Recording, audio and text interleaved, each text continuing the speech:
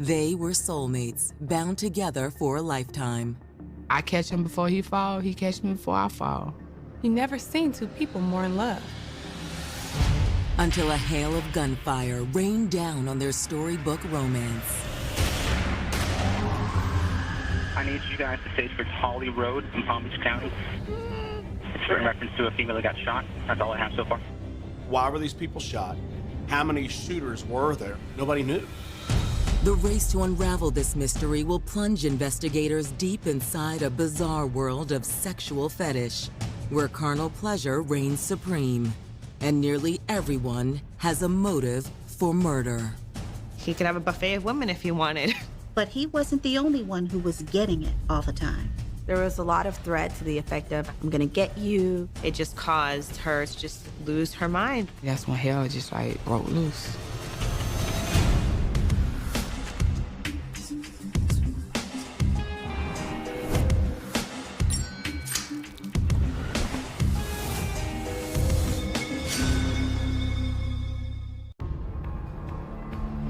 December 23rd, 2013. Christmas is right around the corner, but it's a balmy night in West Palm Beach, Florida. People were getting into the holiday spirit early. So for a Monday night, this town was hopping. It was about an hour before closing time, but there were definitely still people out and about. But at 2 a.m., while most partygoers are winding down their evening, one woman has found herself in the fight of her life. We gotta get you to a hospital. Antoinette Jones and her boyfriend, Monroe Finley, apparently got caught up in a hail of gunfire, and it looks bad. There's blood all over the car, and it looks like he's been shot multiple times. Oh my God, baby, wake up! Wake up! The whole ride there, he wasn't responding to me. I don't even remember how to get in there. I was just trying to get to the closest hospital that I knew of.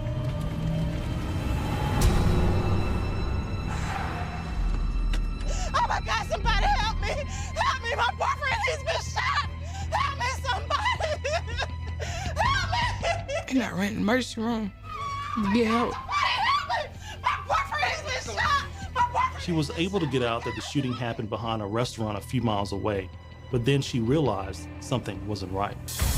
I felt something warm, coming from my side. And that's when I touched myself and I looked. I was shot too. Antoinette was so concerned about Monroe that she didn't even realize that she had been shot in the stomach herself. Once I felt that burning sensation, it was hard for me to breathe. And once I seen blood, it just collapsed. Ma'am, we need to get her into surgery now. Come on. Born in 1982, Antoinette Jones grew up in a tough West Palm Beach neighborhood. Growing up, it was kind of rough.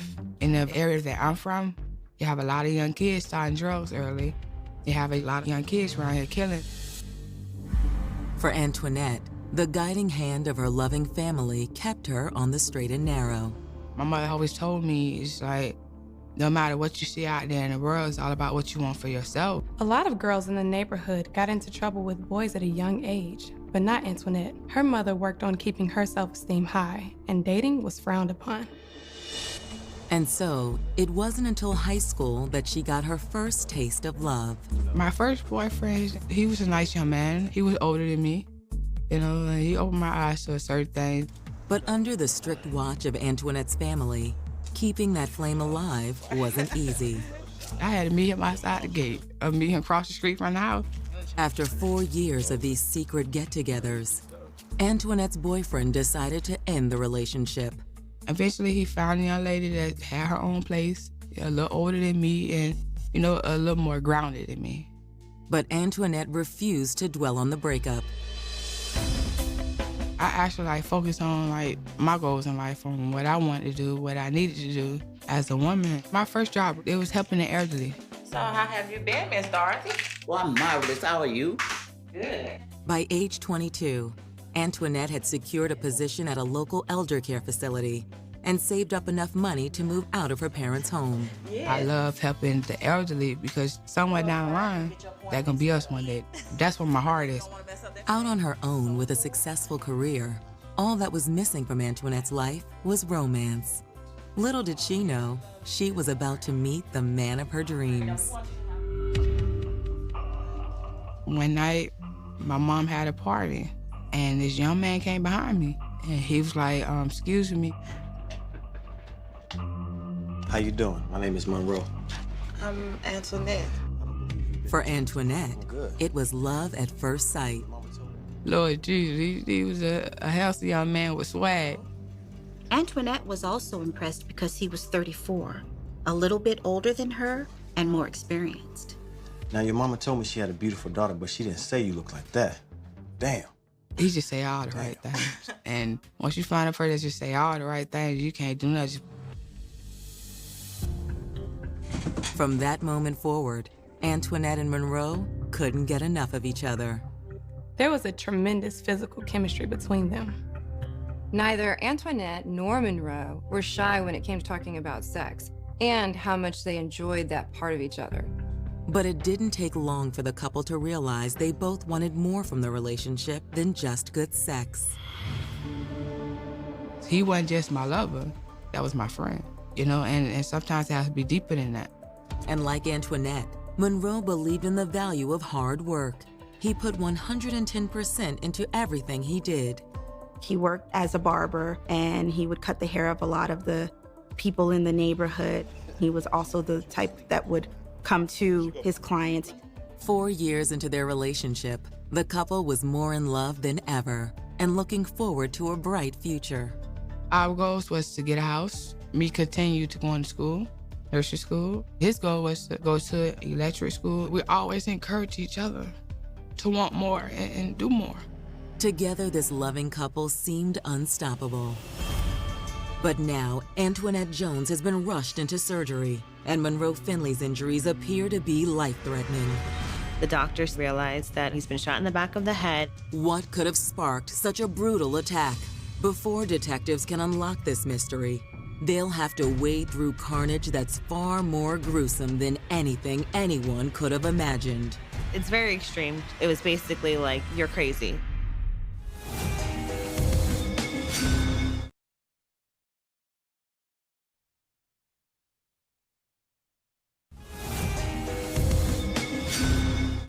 Antoinette Jones and Monroe Finley shared the perfect love story.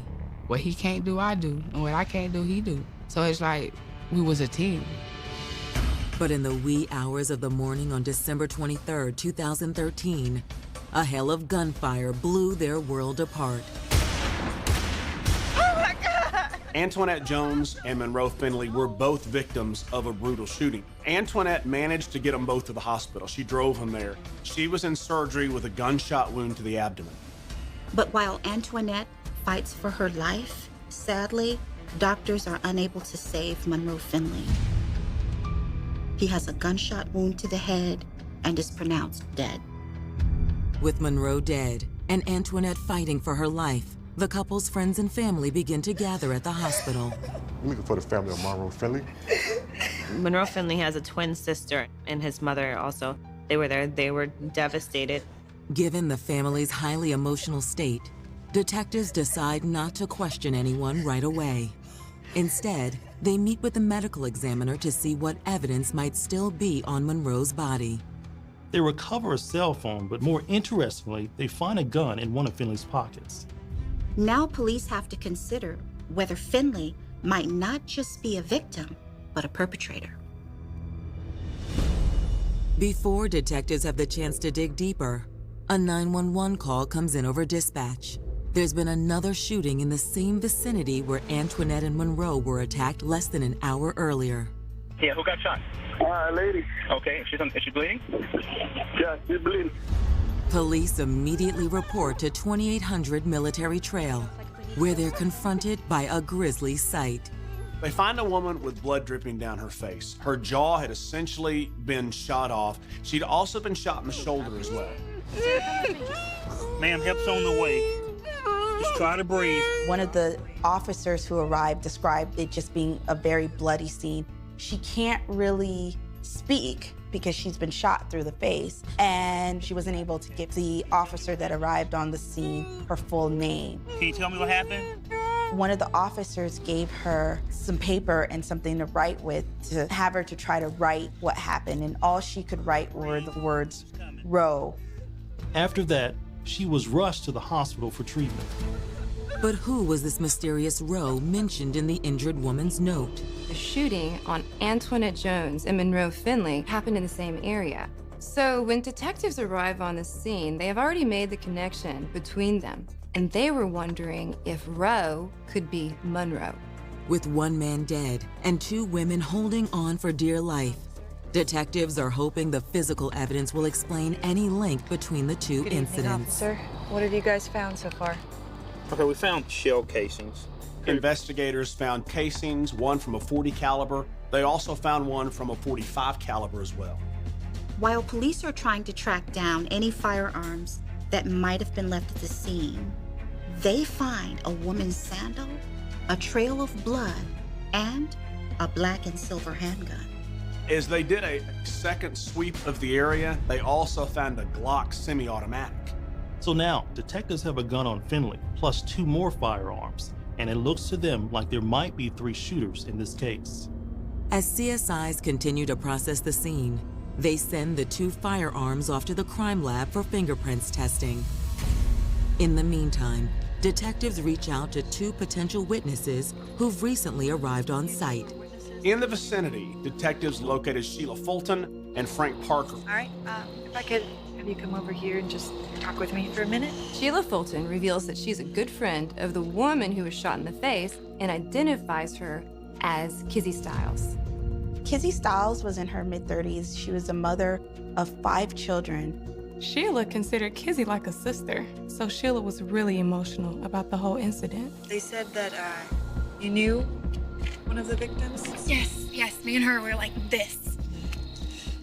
Fulton says that she was with Kizzy for most of the night, but later in the evening, she saw Kizzy walk away with a black male towards the parking lot of a local restaurant.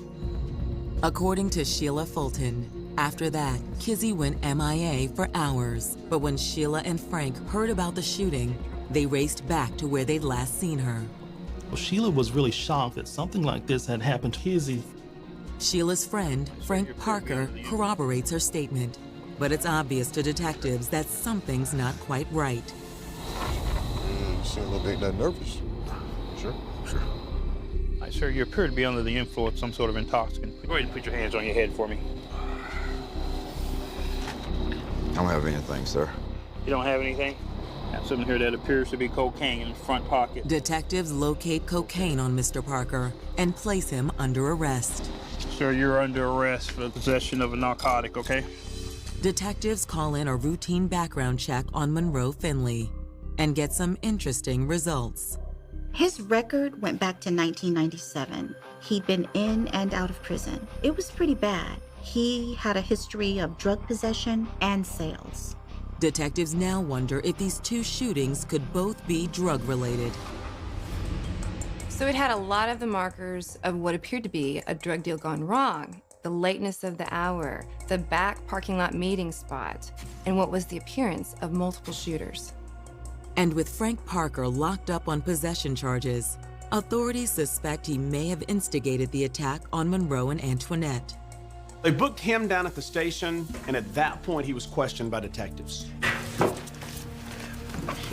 What was your involvement with the shooting last night?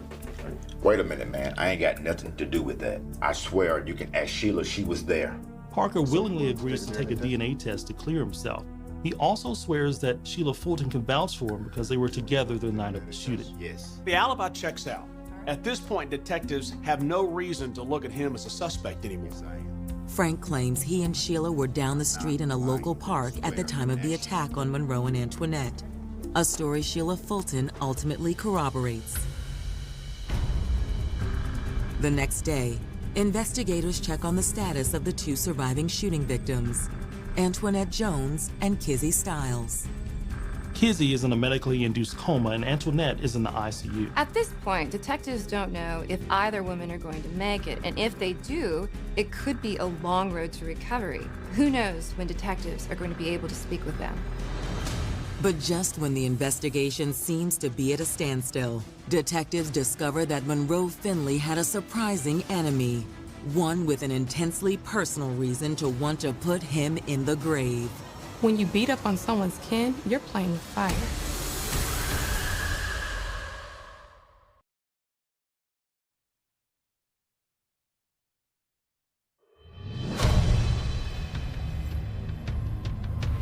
Antoinette Jones felt blessed to have found the love of her life, Monroe Finley, until a shooting in West Palm Beach, Florida, tore their lives asunder. Antoinette Jones, she was shot in the stomach. She was rushed into the hospital into surgery. Now, as for Monroe Finley, he was DOA. He was dead on arrival. Now, detectives have identified a third shooting victim, Kizzy Stiles, and they suspect that the motive for the attack is a drug deal gone bad. Detectives learned that Monroe Finley had a criminal past that included drug sales. Also, drugs were found on a witness at the scene. When the toxicology report comes back on December 24th, it seems to support this theory. Monroe Finley, he had Molly in his system. Molly is a form of ecstasy. Detectives contact Monroe Finley's family to see what they know about his past drug use or his criminal history. His family insists that Monroe had left all that behind. They admit he occasionally used drugs recreationally, but otherwise, Antoinette Jones had helped him turn his life around. He went to work every day, he cut hair. He was something of a mentor to the kids in the neighborhood. But if Monroe's death isn't drug-related, then what's the motive? Hoping to gain insight into Finley's final hours, investigators begin combing through his cell phone. It doesn't take too long before they locate a threatening text that was sent a few days before the murder, and this obviously was a major red flag. It was laced with cuss words and basically said, "Don't you dare put your hands on my little sister again, or I'm coming for you." Police discovered that the phone number belongs to Kizzy Stiles' brother, Kenny Foster. Judging from the context of the messages, not only did Kizzy Stiles and Monroe Finley know one another, Kizzy's brother Kenny believes Monroe had been beating up on her. Kenny threatens this guy, and days later, Monroe gets shot. It definitely looks suspicious. Later that same day, detectives tracked down Kenny Foster at his home in the Pinewood Park area of West Palm Beach. We found your cell phone number on Monroe Finley's cell phone. He says, well, my sister must have taken the phone, I loaned it to her, and the police say, look, we know that you left the message. Context for those messages? Wasn't Kizzy that wrote them. So Kizzy's brother, he continues to deny that he had anything to do with it. Later, he admits that he sent that threatening text to Finley. I mean, come on, man. It's not like I did anything criminal. So why did you text him? Oh, why did I text those things? I mean, you should have seen my sister's face, just completely beaten and swollen. Though Stiles' brother doesn't know why an altercation occurred, he does know that Monroe Finley threatened his sister with a gun, and when it was all over, her face was severely swollen. He also revealed to police that his sister filed an incident report. Well, would you submit to a DNA test? Fine, I mean, whatever you guys need. I'll do whatever you guys need. His willingness to submit to the test made them feel like he might be telling the truth, so they end the interview. Back at the station, detectives pulled the incident report Kizzy Stiles filed against Monroe Finley just 2 days before the murder. The report matches up with what Kenny Foster told them. Why would Kizzy meet a guy in a parking lot right after he assaulted her? Detectives hypothesized maybe Finley somehow lured her to the scene with the intent to finish what he started. After all, Kizzy said Roe was the one who shot her. 48 hours into the investigation, a ballistics report comes back on the 3 firearms officers collected the night of the shootings. The 2 guns found at the scene were recently fired. However, the gun found at the hospital in Finley's clothing had never been fired. So now detectives are thinking, was Finley even involved? And how many shooters were there? It looks like the investigation is back to square one. But when detectives run the serial numbers on the 2 guns still in question, they get a powerful new lead on the .45 caliber. The gun belonged to Monroe Finley. So while the gun found in Monroe's possession after the shooting wasn't fired at the scene, another firearm belonging to him was. Does that mean Monroe fired that .45 caliber gun? And if so, was he the instigator? Or was he using the gun in self-defense? Before detectives can answer these questions, they uncover another surprising detail. This one about the third gun, the Glock. One of the guns, the Glock, had been reported stolen along with a car, and there was a suspect in that vehicle theft. The identity of that suspect only deepens the mystery. His name is Kevin Robinson, and he's a 16-year-old kid. But the kicker is, he's Kizzy Styles' son. And detectives are certain this can't be a coincidence. A hot-headed kid with a criminal record who has access to a gun and who seems to have a score to settle is a pretty strong suspect. Detectives decide to pay a visit to Kevin Robinson at the apartment he shares with his mother. Where were you at the night your mother and Monroe Finley got shot? I was home, in bed. Anyone can vouch for you? Yeah, my brother. After Kevin's brother confirms the story, the cops now believe that Kevin has been telling the truth. But if Kizzy's son Kevin Robinson didn't shoot Monroe Finley, and neither did her brother Kenny Foster, then who did? Investigators wonder if the shooter they've been looking for is Kizzy Styles herself.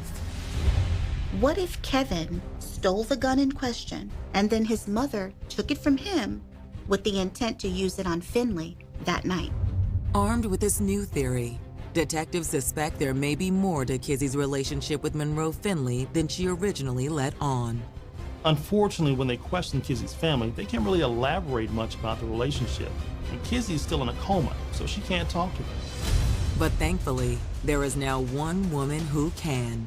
Antoinette Jones is out of surgery, and doctors have cleared her to talk. She could be the key to unlocking this entire case.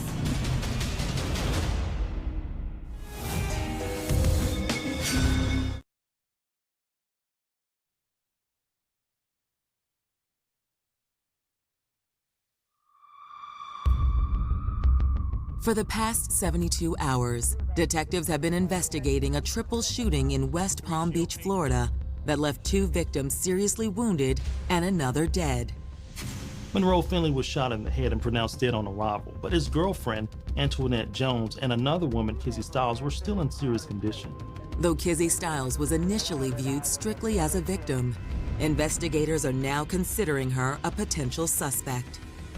The gun that was found at the scene was linked to her son, but he had an alibi. However, Kizzy Styles was there at the time of the shooting. Coincidence? Probably not. Since she's still in critical condition, detectives still can't speak to her. Thankfully for police, the other shooting victim, Antoinette Jones, is now out of surgery. Detectives are hopeful she can provide information about Kizzy Styles' relationship with Monroe Finley. Since she was in stable condition, doctors cleared her to speak with detectives, but she was still a little out of it. I was on so much pain meds. I had like 32-something staples in my stomach. From the minimum of my sternum all the way down. Though Antoinette is drifting in and out of consciousness, her mind is focused on one thing, or rather, one man. Sorry. I just remember waking up in ICU with doctors saying, "No, nobody wouldn't tell me nothing." Eventually, detectives deliver Antoinette the heartbreaking news. Where's my wife? I'm afraid he's passed away. When the detective told me he didn't make it, he was like he was dead when he got there. And that was even harder, because I know he's not coming back. I'll never be able to hear his voice, or feel him hold me. Detectives realized that this was no time to ask Antoinette sensitive questions. The interview was going to have to wait, and this was another roadblock. Instead, detectives turned to the only person who knew Monroe Finley better than Antoinette Jones, his twin sister, Rebecca. She immediately agrees to come down to the station, and she's ready to talk. Finley had confided in his sister quite a bit about Kizzy Styles, who he had started seeing about a month ago. They met at a gas station when she was with some friends, and it was after a late night of partying. Initially, Finley said Kizzy was fun and he enjoyed hitting the clubs with her. After a while, Kizzy started to show this really possessive side. She also didn't like that Finley was with Antoinette and said she was better than her. So, did Antoinette know of Monroe's relationship with Kizzy? I don't know, but that relationship wasn't nothing. I mean, it was just a flame. Antoinette was the love of his life. We went ring shopping a couple weeks ago because he was going to propose to her over the Christmas holidays. Before he died, Finley had realized that he wanted to be with Antoinette. He was actually trying to make it clear to Kizzy that he didn't see a future with her, but Kizzy wasn't having it. Before, a motive for this shooting had eluded detectives, but now it has all the markings of a love triangle gone horribly wrong. Kizzy or Antoinette could have opened fire out of jealousy, or Monroe could have shot Kizzy to keep her from revealing the relationship to Antoinette. But with Monroe dead and Kizzy in a coma, Antoinette is the key to opening this case. On December 30th, 2013, 1 week after the shooting, Antoinette Jones is released from the hospital. She agrees to come down to the station and give detectives a formal statement. She explained how Monroe had been texting a woman earlier in the evening and that later on they were all going to go out and grab something to eat together. It's right here. I'll be back in a minute. All right, baby, cool. She stayed on that back road by Oxtail. So it was dark and he didn't want her to walk by herself. So he met her halfway while I stayed parked. And did you know this woman's name at the time? No, I didn't know her name. Is it possible that Monroe could have had a relationship with this woman on the side?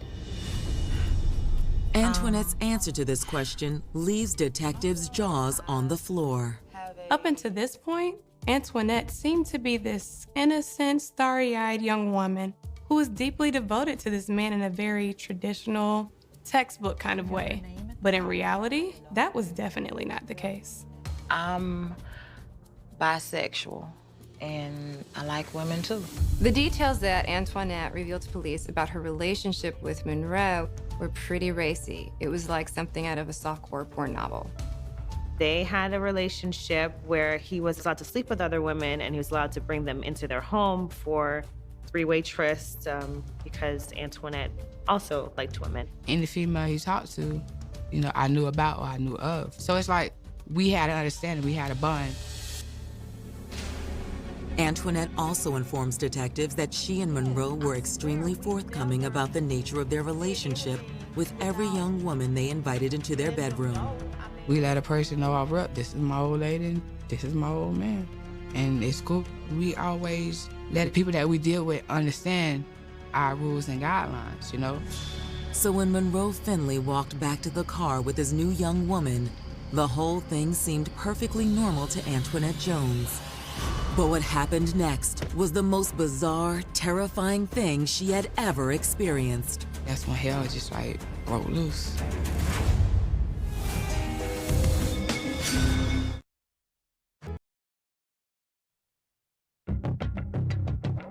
One week after the death of West Palm Beach resident Monroe Finley, detectives finally get the chance to question his girlfriend, Antoinette Jones, about the shooting that claimed his life.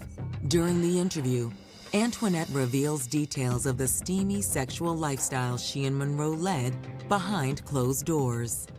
Antoinette Jones and Monroe Finley looked for females to hook up with and have threesomes. They were actually meeting with a woman the night Finley was killed to see if she could be a good partner. Antoinette says as Finley approached the car with their latest potential sexual partner, everything seemed normal. The smile that she had and he had was like, everything's copacetic, everything's cool. The woman gets in the backseat of the car and sees Antoinette. Hey, what's up? Then, according to Antoinette, gunfire exploded from the back seat without warning. Antoinette just heard the pops of a gun coming from the back seat. I just seen like fire. I was driving a stick. And you know, if you don't put the car in the right gear, it cuts off. And that's when she got out the car. They started shooting inside the car. At some point, Monroe turned and fired back. Seconds later, Monroe Finley collapses in the front seat. Within the hour, he's dead. Though Antoinette Jones' story sounds credible, detectives still haven't ruled her out as a possible suspect. I'll be honest, for a regular guy like me, I wouldn't be jealous. Maybe anger built up. Maybe you shot him. What? But Antoinette stayed firm and said, talk to anyone we know, and they'll tell you, this is how we were. We lived our life the way we wanted to live, and we did it to the fullest. And I love every bit of it. We had the best relationship. As for the mysterious woman from the night of the shooting, detectives have a powerful hunch it's Kizzy Stiles. But without a positive ID, they can't be sure. Yeah. Investigators ask her to look at a photo with Kizzy Stiles in it. She's the one that shot us. That's her. Bingo. According to Antoinette, Kizzy is the one who shot at them. Once Antoinette positively IDs Kizzy Stiles as the shooter, investigators release her and turn their focus back to Kizzy. But interrogating Miss Stiles will have to wait. She had finally come out of a medically induced coma, but her mouth was still so swollen she really couldn't talk yet. Detectives use the time to continue to build a case against her. After subpoenaing Kizzy's phone records, they uncover substantial proof of her jealousy about Finley's involvement with other women. There's even a text where Kizzy refers to his wifey and says that she's better than her. Detectives can't be sure, but they think wifey must be Antoinette. 4 long weeks pass before investigators finally get the chance to question Kizzy Stiles. So despite the fact that her injuries were still pretty severe, the swelling had now gone down to the point where she was starting to communicate. To keep the interview non-confrontational, detectives decide not to tell Kizzy Stiles that she is a suspect. Kizzy, I know you're in a lot of pain from your injury, but it would help us a lot if you can ask some questions. Okay. They begin with asking Kizzy Stiles if she planned to have a threesome with Monroe Finley and Antoinette Jones the night of the shooting. She denies that and says she and Finley were meeting to talk about their relationship and to see if they could work things out. Detectives ask Kizzy if she knew Antoinette Jones. She says that she saw her from afar once when she was picking up Monroe. Did you expect Sarah that night? No. Was you jealous when you saw her? No. Even though she was his girlfriend? Monroe told me she was just a roommate. Of course, detectives know that this is a lie. Rebecca Finley already told them that Stiles knew full well about the nature of his relationship with Antoinette Jones. Finally, detectives reveal to Kizzy that she is under investigation for the murder of Monroe Finley. Kizzy Stiles, she continues to deny that she had anything to do with Finley's death. If it wasn't you, can you tell us who did it? I don't know. It must have been somebody outside of the car. If Kizzy had said that she was acting in self-defense against Monroe Finley, or even if she had said that Antoinette attacked her, well, then police would have to investigate this in the case. However, it just seems now like she's making up stories that she's guilty and trying to get away with murder. On March 7th, 2014, Kizzy Stiles is fingerprinted before being placed under arrest. As Kizzy is carted off to county lockup, detectives notify Antoinette that Kizzy has been charged with murder. The detective called me and told me they indicted her. He said no matter the lifestyle he have lived, or his rap record, or if he had a gun, if he didn't have a gun, it still wasn't right what that person have done, what she did. But Kizzy Stiles would soon have her day in court. It made you ask yourself, who really killed Monroe Finley?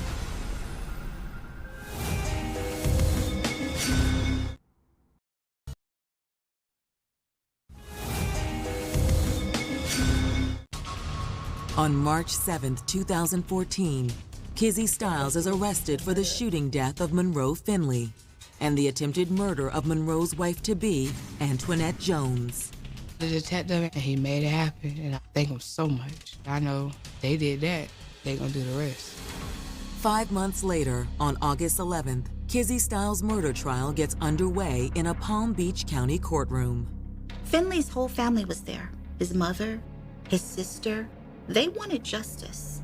But after seeing Kizzy Styles, the family has immediate concerns about the case. A big distraction is her face. Her face was very much disfigured by the gunshot wound that she suffered. Her mouth has sort of a permanent twist. The worry is that the jury will not be able to reconcile that somebody this severely injured is actually the aggressor. But prosecutors assure them that they have a strong case. In their opening statements, prosecutors portray Kizzy Styles as a woman obsessed, whose jealousy exploded into a homicidal fury. Because she felt rejection from Monroe Finley, that this is what caused her to go into a rage. Prosecutors say on the night of the murder, after hours of heavy drinking, Kizzy Styles began feverishly texting Monroe Finley. Prosecutors assert that under the influence of alcohol, she starts impulsively texting Monroe, the object of her obsession. So Monroe texted Styles back and they agreed to meet up, but she never expected to see Antoinette there.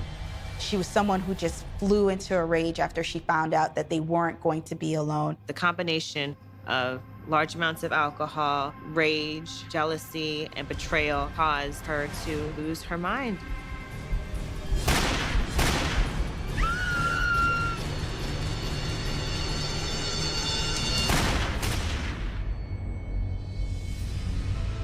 After laying out their version of the crime, the prosecution calls their star witness, Antoinette Jones, to the stand.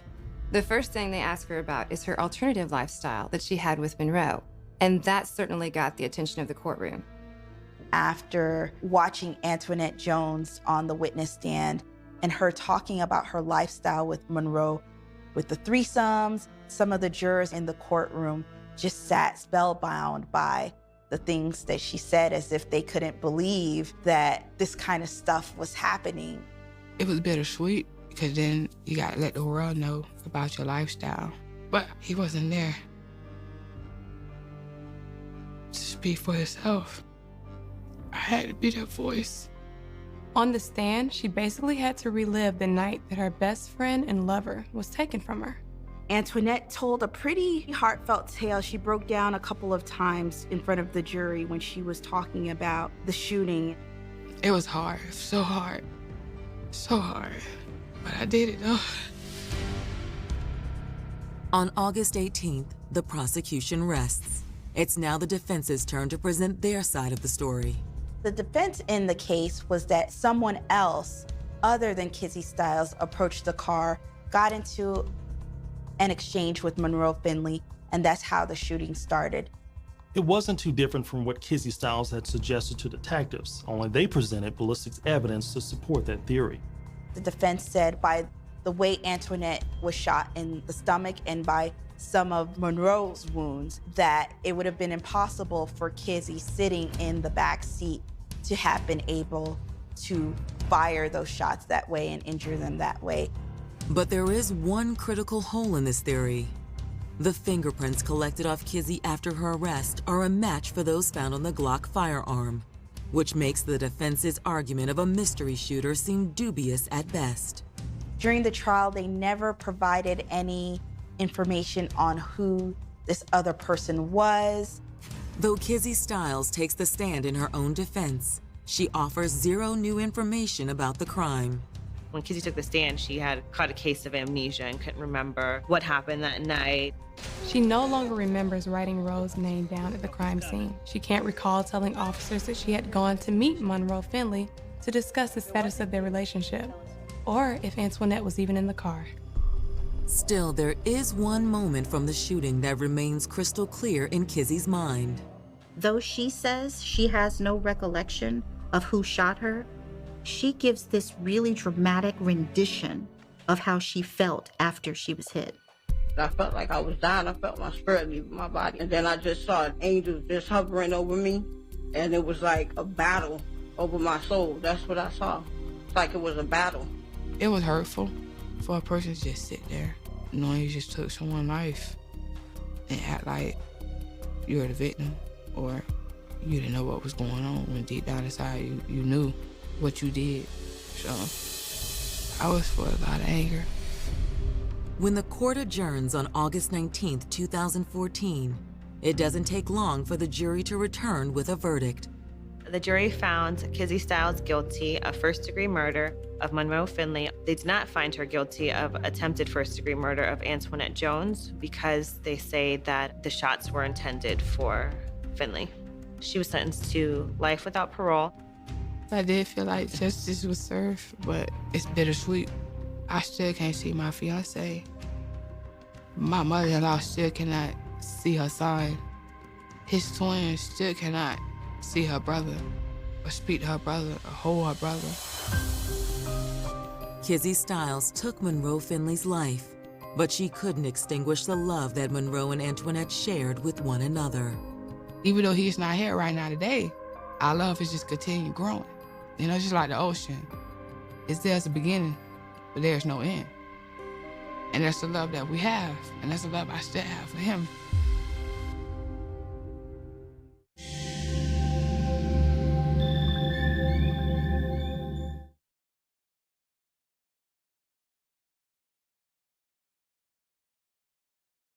The air in the room suddenly felt very cold. Jack stood in the doorway, his chef's whites feeling like a costume, watching the man who had been the first in Janet's life. Chapter 20 Evie. The presence of Sebastian Vane at the restaurant became a constant ache for Jack. Sebastian was everything. Jack wasn't wealthy, sophisticated, and he shared a history with Janet that Jack could never touch. Here, just an old friend. Jack, Janet insisted one evening as they sat in the living room. Here, helping me with some logistics for the shop. He knows the Malibu market. Logistic, is that what they call it when he takes you out for business dinners at the pier? Jack's voice was sharper than he intended. Here, my boss's boss. Jack, I'm trying to be professional. The tension boiled over when Sebastian offered to buy the building apartment 201 was in, claiming he wanted to protect Janet and her roommates from future Julia. I don't want your protection, Sebastian, Jack shouted when the man visited the apartment. And I don't want your money. We take care of our own here. And how are you doing that, Jack? Sebastian asked calmly. By making her work 12-hour shifts at a flower shop while you're playing with pans in Malibu. She deserves more than this stucco box. Janet looked at Sebastian. Then, at Jack. This stucco box is my home, Sebastian. And I didn't choose it for the architecture. I chose it for the heart inside. Chapter 29. The climax came on a Friday night. The busiest night of the year at the Silver Anchor. A faulty gas line in the kitchen ignited, and within minutes, the back of the restaurant was a wall of flame. Jack didn't think. He grabbed a fire extinguisher and fought his way through the smoke to clear the staff. He found Sebastian trapped in his office, the door jammed by a fallen beam. Jack, get out. Sebastian coughed, his face blackened by soot. Jack didn't leave. He used all his strength to heave the beam aside, dragging Sebastian out just as the roof began to groan. They emerged into the salt air, gasping for breath, as fire trucks wailed in the distance. Janet arrived at the scene, her face pale with terror. She ran past the police line, her eyes searching the crowd until they found Jack. She threw herself into his arms, sobbing. I thought I lost you, she cried. Sebastian stood a few feet away, watching them. He saw the way Janet held Jack not with the nostalgia of a high school romance, but with the desperate, bone-deep love of a woman who had found her soulmate. He's a better man than I gave him credit for, Janet, Sebastian said, his voice raspy. I'm leaving for Europe again. The restaurant, I'll rebuild it, but I think it's time I left the logistics of your life to the professional. Chapter 30. A month later, apartment 201 was back to its chaotic, beautiful. The fire had been a wake-up call, a reminder that life was short and that every moment counted. Jack led Janet onto the balcony. The Ferris wheel was turning, a circle of gold against the indigo sky. This time, there was no Larry, no Sebastian, and no Max. Just the two of them. Janet, Jack said, his voice steady. We've been through a lot. Funerals, stalkers, mothers, and fires. And through it all, there's been one constant. This door. He reached into his pocket and pulled out the ring box. He didn't drop to one knee. He just stood close to her, his heart in his eyes. I don't want to just knock on your door anymore. I want to be the one who opens it with you, every day, forever. Janet Wood, will you marry me? Janet didn't say a word. She just leaned in and kissed him, a kiss that tasted of salt and sea and a million tomorrows. Yes, Jack, she whispered, 1,000 times. Yes. Inside, Cindy and Larry were hiding behind the curtains, cheering and popping a bottle of cheap champagne. Even Mr. Furley was there, dabbing his eyes with a handkerchief. Three's company. 2, Cindy shouted, running out to hug them. But I think we're going to need a bigger sign. Jack looked at his friends, his family, and the woman who had changed his life. He looked at the stucco building and the neon lights of Santa Monica. He had found his place. He had found his rendezvous. The wind through the palms sang a final, joyous note. The door was open, the lights were on, and the stars were bright. Because in the end, it didn't matter who hers were or who his was. They were theirs, and that was all that mattered. Chapter 31. The morning after the yes. The morning sun over Santa Monica felt different. It was warmer, brighter, and carried the weight of a million new possibilities. Jack woke up on his couch still a gentleman, until the final vows were exchanged, and found himself staring at the ceiling of apartment 201 with a goofy, permanent grin. Jack, are you awake, or just admiring the plaster? It was Janet, leaning against the doorframe of her bedroom. She was wearing her old floral robe, but there was a new radiance in her eyes, reflected by the modest diamond flickering on her finger. I'm awake, Jack said, sitting up, and I'm officially the luckiest man in this area code. Maybe the state. Well, luckiest man, you better get your chef's hat on. Cindy is already in the kitchen trying to make engagement breakfast, and I think I smell something burning. Jack jumped up. Not the kitchen, that's my sanctuary. They spent the morning in a bubble of bliss, but it was quickly popped by a thunderous knock on the door. It was Larry, wearing a velvet suit that was 3 shades of purple too loud. Jackie, Janet, my favorite lovebirds. Larry burst in, holding a stack of bridal magazines and a list of potential bachelor party venues. I've taken the liberty of becoming the official wedding coordinator. First item on the agenda, the Regal Beagle reception. I'm thinking disco ball over the buffet table. Larry, Janet sighed, rubbing her temples. We just got engaged 12 hours ago. We haven't even called my mother yet. Your mother? Larry's face went pale. The tweed suit. Right. We're going to need a bigger disco ball. Chapter 32. The matriarch returns. The phone call to Martha Wood went about as expected. There was a long silence, a sharp intake of breath, and then a series of questions about Jack's credit score and his long-term investment plan. She's coming back, isn't she? Jack asked, watching Janet hang up the phone. She'll be here by Friday, Janet replied. And she's bringing Aunt Louise. Aunt Louise is like my mother, but with a magnifying glass and a lack of filter. The arrival of the Wood sisters turned apartment 201 into a battlefield of etiquette. Martha wanted a traditional church wedding back in their hometown. Jack wanted the beach. Aunt Louise wanted to know why Cindy wasn't married yet. Janet, darling, Martha said, surveying the living room. A beach wedding. In the sand. People will have gritty shoes. It's romantic, Mother. Janet countered.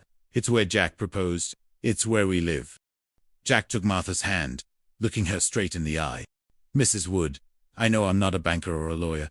I'm a chef, but I promise you, when Janet walks down that aisle, whether it's made of carpet or sun, she be the happiest woman in the world, because I love her more than life itself. Martha looked at Jack, and for the first time, the hardness in her eyes softened. She didn't say anything, but she didn't mention the church again. Chapter 33. The Cindy Conundrum. While the apartment was a whirlwind of planning and family, Cindy was unusually quiet. She went to work early, came home late, and spent a lot of time staring at her avocado plant. Jack found her on the balcony one evening, watching the fog roll in. Hey Blondie, you've been awfully quiet lately. Are you worried Aunt Louise is going to ask about your dating life again? Cindy forced a small smile. No, I was just thinking, after you and Janet get married, what happens to 200? Are you guys going to find a house? Am I going to have to find new roommates? The reality of the situation hit Jack like a cold wave. In his excitement, he hadn't fully considered the logistics of their three-way friendship. Cindy, listen to me, Jack said, his voice firm. We aren't leaving you. We're family. We'll figure something out. Maybe we find a bigger place, or maybe we just stay here and turn the pantry into my office. But you aren't going anywhere. But it'll be different, Jack. Cindy whispered. It won't be three's company anymore. It'll be two's company, and a third wheel. Never, Jack promised, pulling her into a hug. You're the glue, Cindy. Without you, we're just two people who argue about the laundry. You're the one who makes this home. Chapter 34. The Bachelor Party. Larry style. Larry Dallas insisted that Jack needed a proper send-off. This resulted in a night that Jack would spend the next decade trying to forget. It began at the Regal Beagle with a round of Tripper specials, a drink Larry invented that tasted like gasoline and maraschino. Cherisant ended with them trying to rent a mechanical bull from a local country bar. Larry, I'm a chef, Jack yelled as he narrowly avoided being tossed into a pile of sawdust. I need my hands for the wedding cake. Relax, Jackie. It's about the adventure, Larry shouted, wearing a cowboy hat that was twice as big as his head. The night took a dramatic turn when they ran into Max the Mountain of a Man from the beginning of their story. Max had moved back to Santa Monica after things went south in San Francisco. Tripper, Max growled, blocking the exit. I heard you're getting hitched to the florist. Jack felt the old familiar panic rising, but then he looked at Max and saw that the man wasn't angry. He looked lonely. I am, Max, Jack said, standing his ground, and she's the best thing that ever happened to me. Max nodded slowly. Good. You're a lucky man. Treat her right, or I'll come back and finish what I started at the funeral home. Jack laughed, a genuine, relieved laugh. Deal, Max. Deal. Chapter 35. The Vows Under the Ferris Wheel. The wedding day arrived with a perfect, cloudless sky. The beach was decorated with simple white flowers from Janet's shop, and a small wooden altar stood near the water's edge.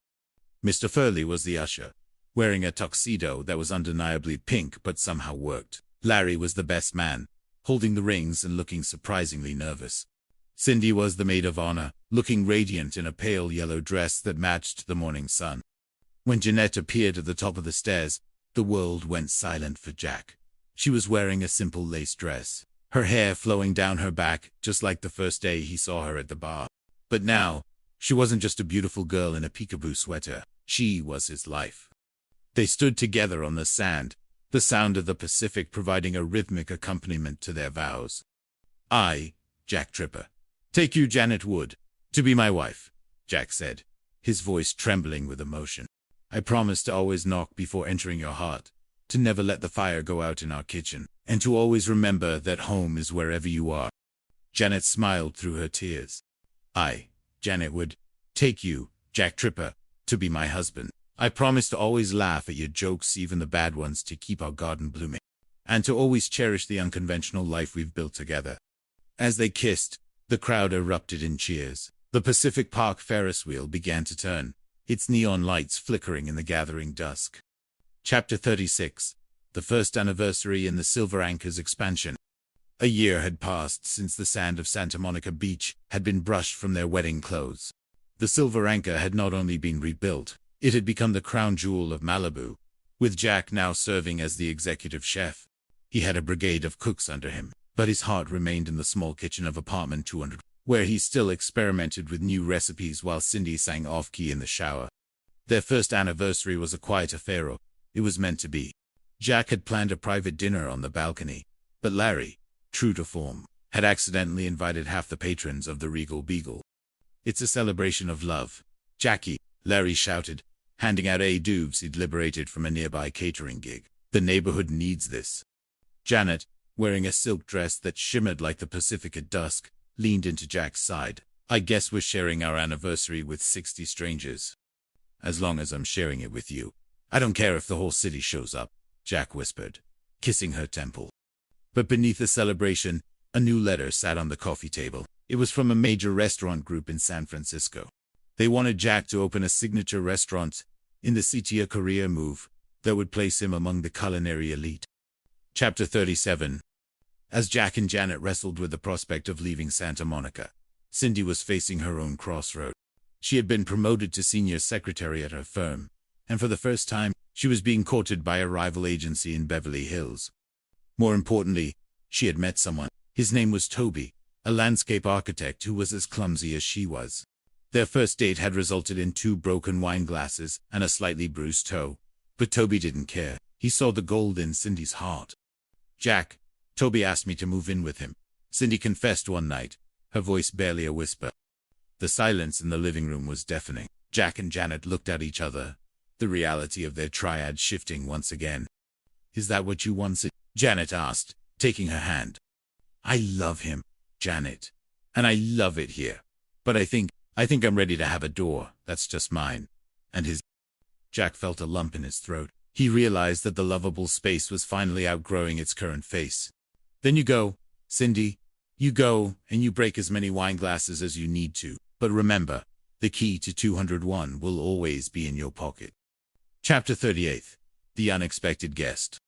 Just as the trio began to prepare for their separate futures, a ghost from Jack's past appeared. A man named Arthur Tripper, Jack's estranged father, arrived at the door. He was a retired naval cook, a man of few words and a mountain of regrets. I heard my boy was the best chef in California, Arthur said, his eyes scanning the apartment with a mix of pride and sadness. I wanted to see it for myself. The tension in the apartment was palpable. Jack hadn't spoken to his father in years, blamed him for his mother's lonely years while Arthur was at sea. But Janet, ever the peacemaker, insisted on a family dinner. As Jack cooked for the man who had taught him his first basic stir-fry, the walls between them began to crumble. They talked about the salt and the sea, and the hard lessons learned in the heat of a galley kitchen. I wasn't a good father, Jack, Arthur admitted over dessert. But I'm glad you found what I couldn't, a home that doesn't sail away. Chapter 39.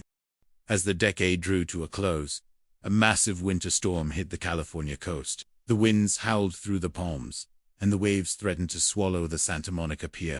In apartment 201, the power had gone out, leaving the roommates huddled around a collection of Janet's scented candles.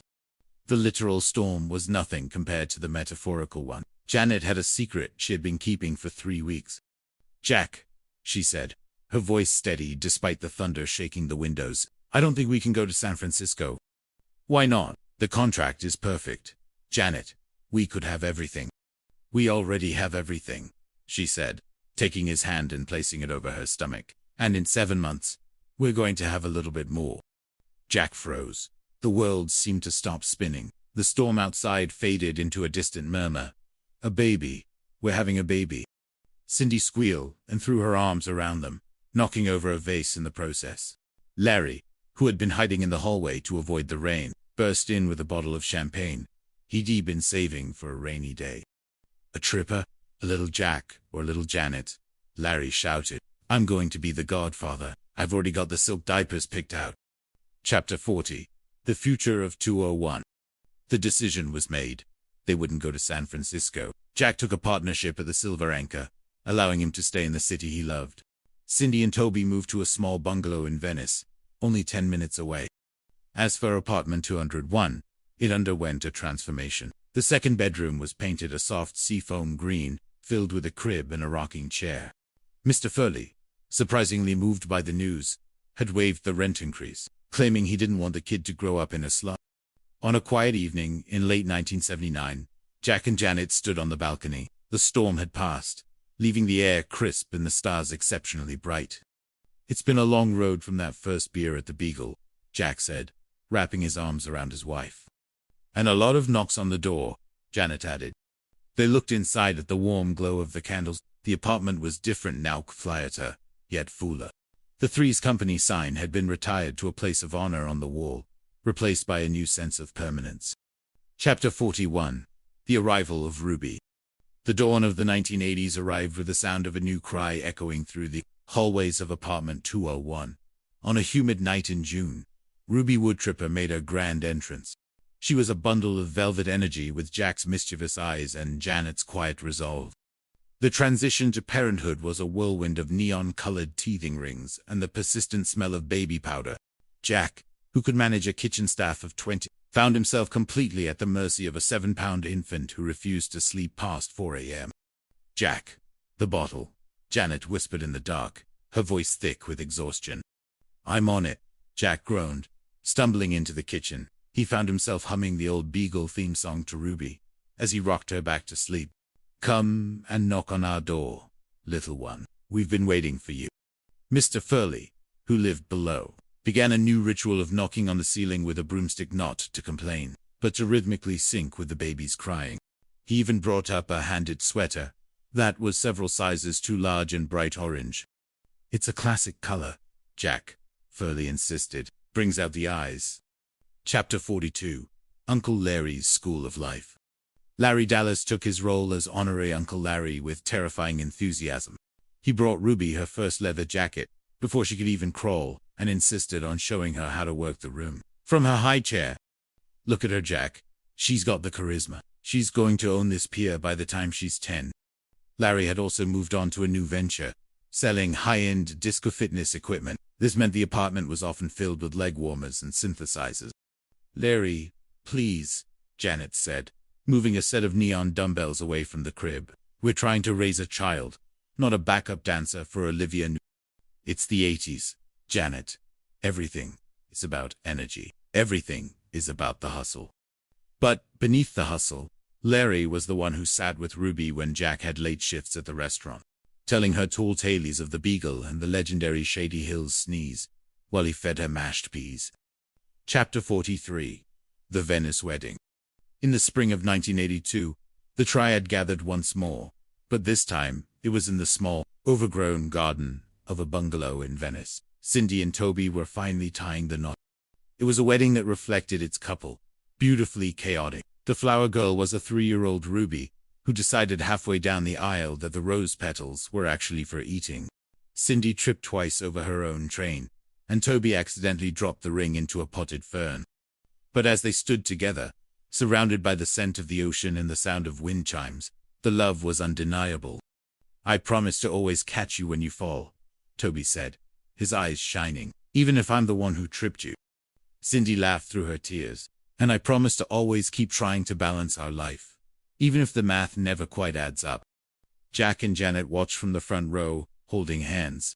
They saw in Cindy and Toby the same spark that had ignited in apartment 201 all those years ago, a testament that the lovable space wasn't a place, but a state of mind.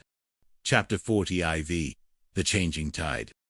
As the mid-80s approached, the gold and salt of Santa Monica began to face a new threat: gentrification.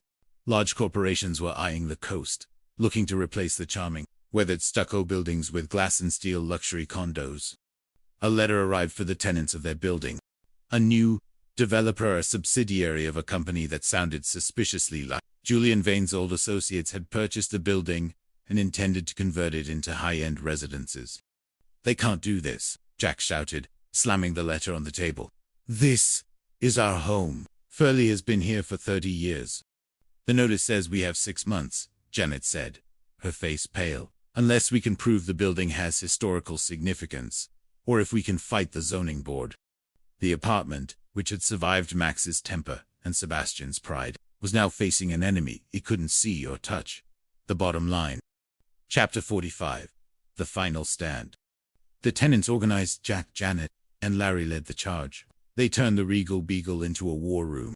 They gathered signatures from the neighborhood, held rallies on the pier, and even managed to get a local news station to do a segment on the heart of Santa Monica. The turning point came at a public hearing. A representative for the developers stood up, showing slides of sterile balconies and lifestyle amenities.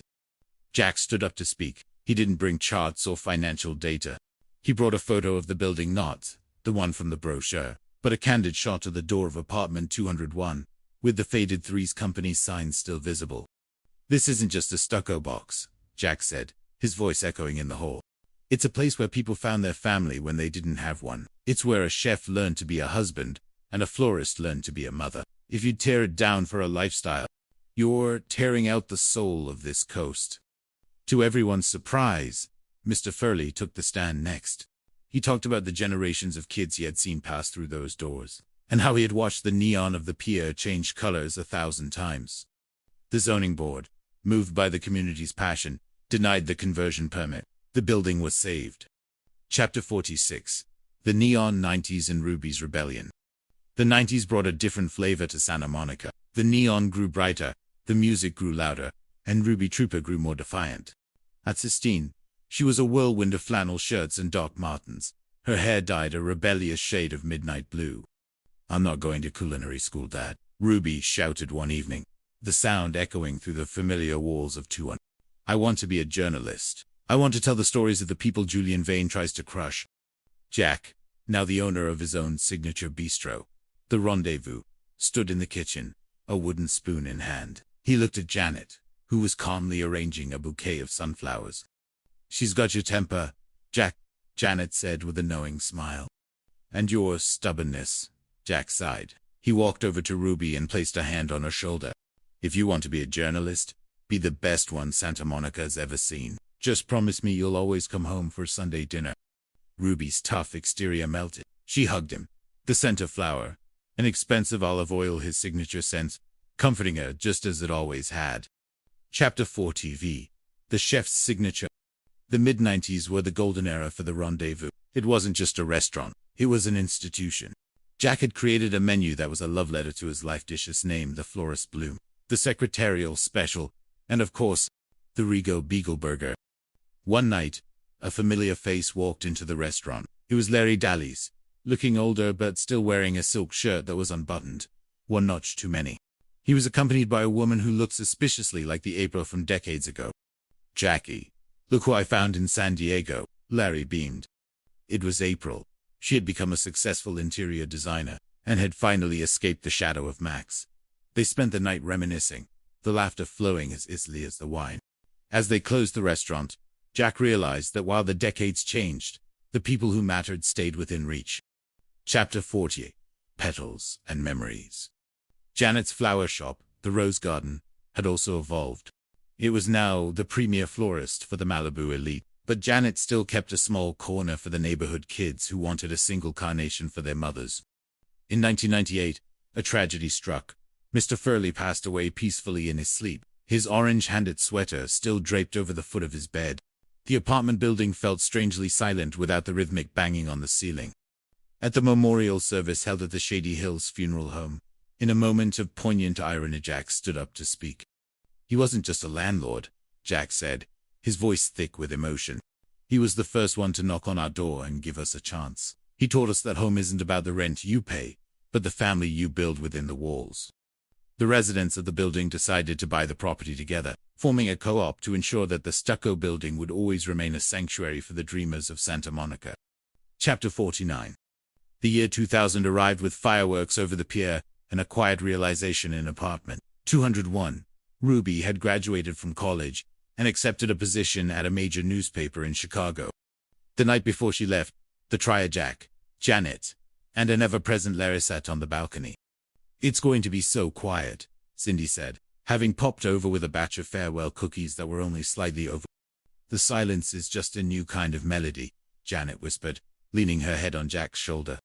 They watched Ruby pack her last suitcase, the girl who had grown up in the green room, now stepping out into a world that was faster and louder than the one they had known. But as she walked out the door, she stopped and touched the Three's family sign. "I'll be back for dinner," she promised. Chapter 50. The Golden Anniversary of the Heart. In 2005, Jack and Janet celebrated their 25th wedding anniversary. They didn't want a gala or a fancy party. They wanted a rendezvous. They spent the day walking along the beach, the salt air and the gold sun still as enchanting as they were in 1970. They ended the night at the Regal Beagle, which had been preserved as a historical landmark. Larry, now a silver-haired legend of the pier, raised a glass to the man who lived in a box, the woman who grew the garden, and the family that never stopped knocking. As the sun set, Jack and Janet returned to 201. They stood in the living room, the moonlight tracing the familiar patterns of their lives. "Would you do it all again, Jack?" Janet asked. The psycho boyfriend, the fake funeral, the cold swim at the pier. Jack laughed, pulling her close. "I'd do it 1,000 times over, as long as the door leads to you." Chapter 51. The Legacy of the Door. 10 years later, the stucco building still stood, a vibrant splash of color in a world of glass and steel. Ruby had returned to Santa Monica, now a renowned investigative journalist and the mother of twin boys. One afternoon, a young man knocked on the door of apartment 201. He was a culinary student, looking for a place to stay. Behind him stood two girls, one a florist's apprentice, the other a law clerk. Jack Tripper, now a distinguished chef emeritus with a shock of white hair, opened the door. He looked at the three of them, clumsy, hopeful, and radiating the same energy he had once possessed. He looked back at Janet, who was smiling from the kitchen. "Come and knock on our door," Jack said, stepping aside with a wink. "We've been waiting for you." Chapter 50. The year is 2025. It has been 50 years since three strangers decided to share a lovable space in a stucco building that should have been long gone by now. Santa Monica is a different beast, digital, fast, and draped in a new kind of neon-bought apartment. 201 remains a stubborn anchor in the shifting sands. Jack Tripper sits on the balcony, his hands slightly weathered by decades of heat and spice, but his eyes still possess that mischievous sparkle. Janet is beside him, her hair a beautiful silver crown, her fingers still smelling of lavender and soil. 50 years, Jack, she whispers, leaning her head on his shoulder. "Can you believe we survived Larry Dallas for 50 years? Jack laughs, a warm, resonant sound. "I think Larry survived us. Jeanette, he's currently downstairs trying to explain to some Janelfa kids that he invented the In 1977, the doorbell rings. It's not a knock, but a familiar melody. Chapter 53, The Final Rendezvous. The door opens to reveal the full legacy of apartment 201. Ruby is there, her investigative eyes now softened by motherhood, alongside her grown sons. Cindy and Toby follow, still tripping over the rug in perfect, clumsy harmony. And bringing up the rear is Larry Dallas, wearing a leisure suit that he claims is vintage chic, but everyone knows is just the same one he wore to the fake funeral. They gather in the living room, the same space where they hid from Max, where they mourned a living Jack, and where they shared 1,000 quiet breakfasts. "I have a surprise," Larry announces, pulling an old, dusty bottle of beer nuts from his pocket. "I found these in a locker at the pier. Expiration date, 1984. Who's hungry?" Laughter erupts, a sound that the walls of 201 have memorized over the decades. Ruby stands up, holding a glass of champagne. "To the triad that taught me that home isn't a structure, it's a choice. To the kisses that were hers, the laughter that was hers, and the dreams that were his, and to the company that became a family." Chapter 54. The Whispering Palms. As the night winds down, the children and grandchildren head out to the pier to watch the fireworks. Jack and Janet find themselves alone on the balcony once more. The salt air is cool, and the scent of jasmine is as potent as it was in 19... "We did good, Tripper," Janet says, her hand in his. "We did more than good, Wood," Jack replies. In the distance, the Pacific Park, Ferris wheel. The world continues to turn. Stories begin and end. But in this small corner of Santa Monica, the door is never truly closed. The wind through the palms sings its timeless chorus. It's a song for the dreamers, the clumsy ones, the chefs, and the florists. It's a song about the step that is new and the lovable space that needs your face. Chapter 55. The Digital Dawn and the Culinary Heir. The year 2028 brought a new kind of challenge to the Tripper household. The world had gone fully digital, and the rendezvous was facing competition from robotic kitchens and drone deliveries. Jack, now firmly in his late 70s, watched with a mix of amusement and skepticism as his grandson, Leo, tried to explain the concept of molecular gastronomy using an iPad. "It's about the experience, Grandpa," Leo insisted, his eyes bright with the same fire Jack had once possessed. "Imagine a Regal Beagle burger that turns into a cloud of flavor the moment it touches your tongue." Jack chuckled, leaning back in his favorite rocking chair on the balcony of a cloud. "Leo, in my day, if the food turned into a cloud, it meant the stove was on fire, and we were about to hold another fake funeral." But beneath the banter, Jack saw the talent. He saw the way Leo handled a knife with instinctive precision, and how he understood the balance of acidity and fat. One evening, after the rest of the family had gone to the pier, Jack led Leo into the small, original kitchen of "Forget the clouds for a second," Leo Jack said, handing him a worn, grease-stained notebook. "This is the original recipe for the Threes Company. No lasers, no nitrogen, just eggs, air, and the fact that if you don't stay focused, it'll collapse faster than Larry Dallas's latest scheme." Leo took the book with reverence. "The secret ingredient. It's not listed here, Grandpa." Jack tapped his own heart, then pointed to the living room where Janet was humming a tune while arranging a vase of digital hologram lilies. "The secret ingredient is the person you're cooking for. If you don't love them, they will never rise." Chapter 50. Janet, too, was facing the tide of the new age. Hersha, the rose garden, was now managed by Cindy's granddaughter, Maya. Maya was a genius with bioengineering, creating roses that glowed in the dark and lilies that could filter the ocean air. People want flowers that last forever. Great Aunt Janet, Maya explained, showing her a 3D printed orchid that smelled like whatever memory the customer uploaded. Janet ran her silver-haired fingers over the plastic-like petals. They're beautiful, Maya. Perfect. But that's the problem. Life isn't perfect. A real rose is beautiful because it's fragile, because it blooms for a week and then fades, reminding us to cherish the time we have. That afternoon, Janet took Maya down to the small, hidden garden behind the stucco building. It was a patch of earth they had fought to keep during the gentrification wars of the 80s. There, among the real soil and the real weeds, were the original carnations Janet had planted 50 years ago. These are the ancestors, Maya, Janet whispered. They survived the salt, the storms, and the developers. They don't glow, and they don't filter the air. But when you touch them, you're touching the earth. And when they die, they return to the earth to make room for the next spring. Maya looked at the humble flowers, then at the high-tech towers of the new Santa Monica skyline. For the first time, she saw the lovable space, not as a vintage aesthetic, but as a living, breathing pulse of reality in a world of simulations. Chapter 57. The rumors started in 2030. The Regal Beagle, the last standing landmark of the old coast, was scheduled for a modernization. The developers wanted to turn it into a high-end AI lounge where socializing would be done through Neuralinks.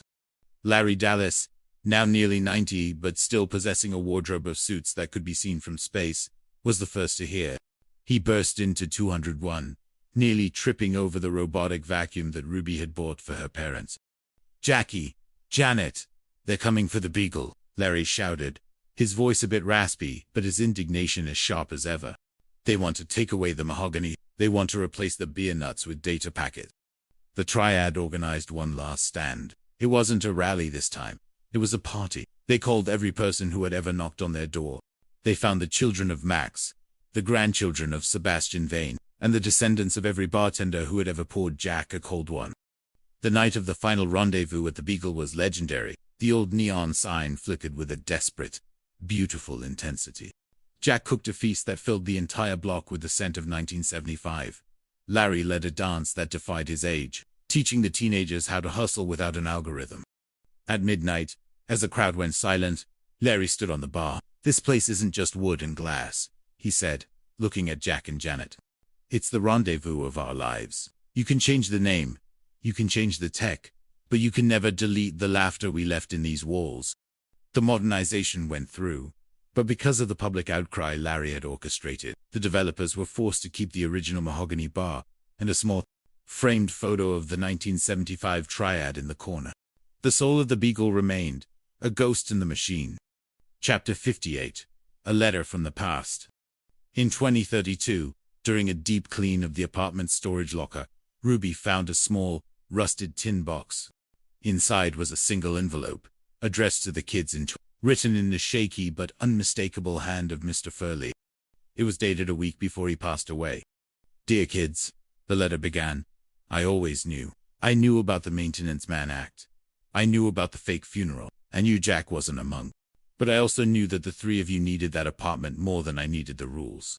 You taught an old man that family isn't something you're born into. It's something you build when you're brave enough to open the door to a stranger. Keep the lights on. The world is getting colder, and people are going to need a place to warm their hearts." Jack and Janet read the letter together on the balcony. Below them, the pier, was a blur of high-tech lights, but the salt air felt the same. "He was a good man, Jack," Janet whispered. "He was the gatekeeper of our miracle," Jack agreed. Chapter 59. The Legacy of Three. As the 2030s progressed, Apartment 201 became more than just a home. It became a pilgrimage site for the Tripper Woodsnow clan. Every Sunday, the door would open to a new generation. Leo was now a world-famous chef, but he still came back to 201 to make the original. Maya was the lead botanist for the Coastal Restoration Project, using the seeds from Janet's ancestor garden to replant the real Santa Monica. Ruby sat with her parents, now in their 80s, and watched the cycle continue. She realized that the magic of their lives wasn't the drama or the comedy, but the radical act of staying together. In an age where everything was disposable and everyone was connected but alone, apartment 201 was an island of permanence. "Why 3, Dad?" Leo asked one evening, as he watched Jack, Janet, and an elderly Larry share a laugh over a bowl of stale beer nuts. Jack looked at Janet, then at Larry. "Because 1 is lonely, Leo. 2 is a couple, but 3 is a community. 3 means there's always a tiebreaker. 3 means there's always someone to hold the door while the other 2 carry the groceries. 3 is where the company becomes a family." Chapter 60. The final sunset of the first century. The year is 2035. It is the 60th anniversary of the night Jack Tripper first stumbled into the lives of Janet and Cindy. Jack and Janet stand on the balcony, watching the sun dip into the Pacific. The Ferris wheel is silent for a moment, a circle of gold against the darkening sky. Larry is inside, arguing with a holographic sports commentator about a game that happened in 1978. "We're the last ones," Jack Janeth says, her hand trembling slightly as it rests in his. "No, we're not, Janet," Jack replies, looking back into the living room where Leo, Maya, and the great-grandchildren are gathered around the old kitchen table, their faces illuminated by the warm, amber glow of the apartment lights. "We're just the ones who started the fire. They're the ones keeping it burning." The wind through the palms whispers its final chorus for the night. The stucco building, now a protected historic site, stands firm against the tide of time. Epilogue. The light that stays on. The neon of Santa Monica begins to glow, painting the building in shades of pink and blue. Inside apartment 201, the ghosts of the past. Furley's orange sweater, Max's angry scowl, Sebastian's pride have all been transformed into stories of love and forgiveness. The light stays on a beacon for the dreamers, the clumsy ones, the chefs, and the florists. A beacon for anyone who believes that a knock on a door can change a life. If you're lost, if you're lonely, or if you're just looking for a home that never fades, come and knock on our door. We've been waiting for you.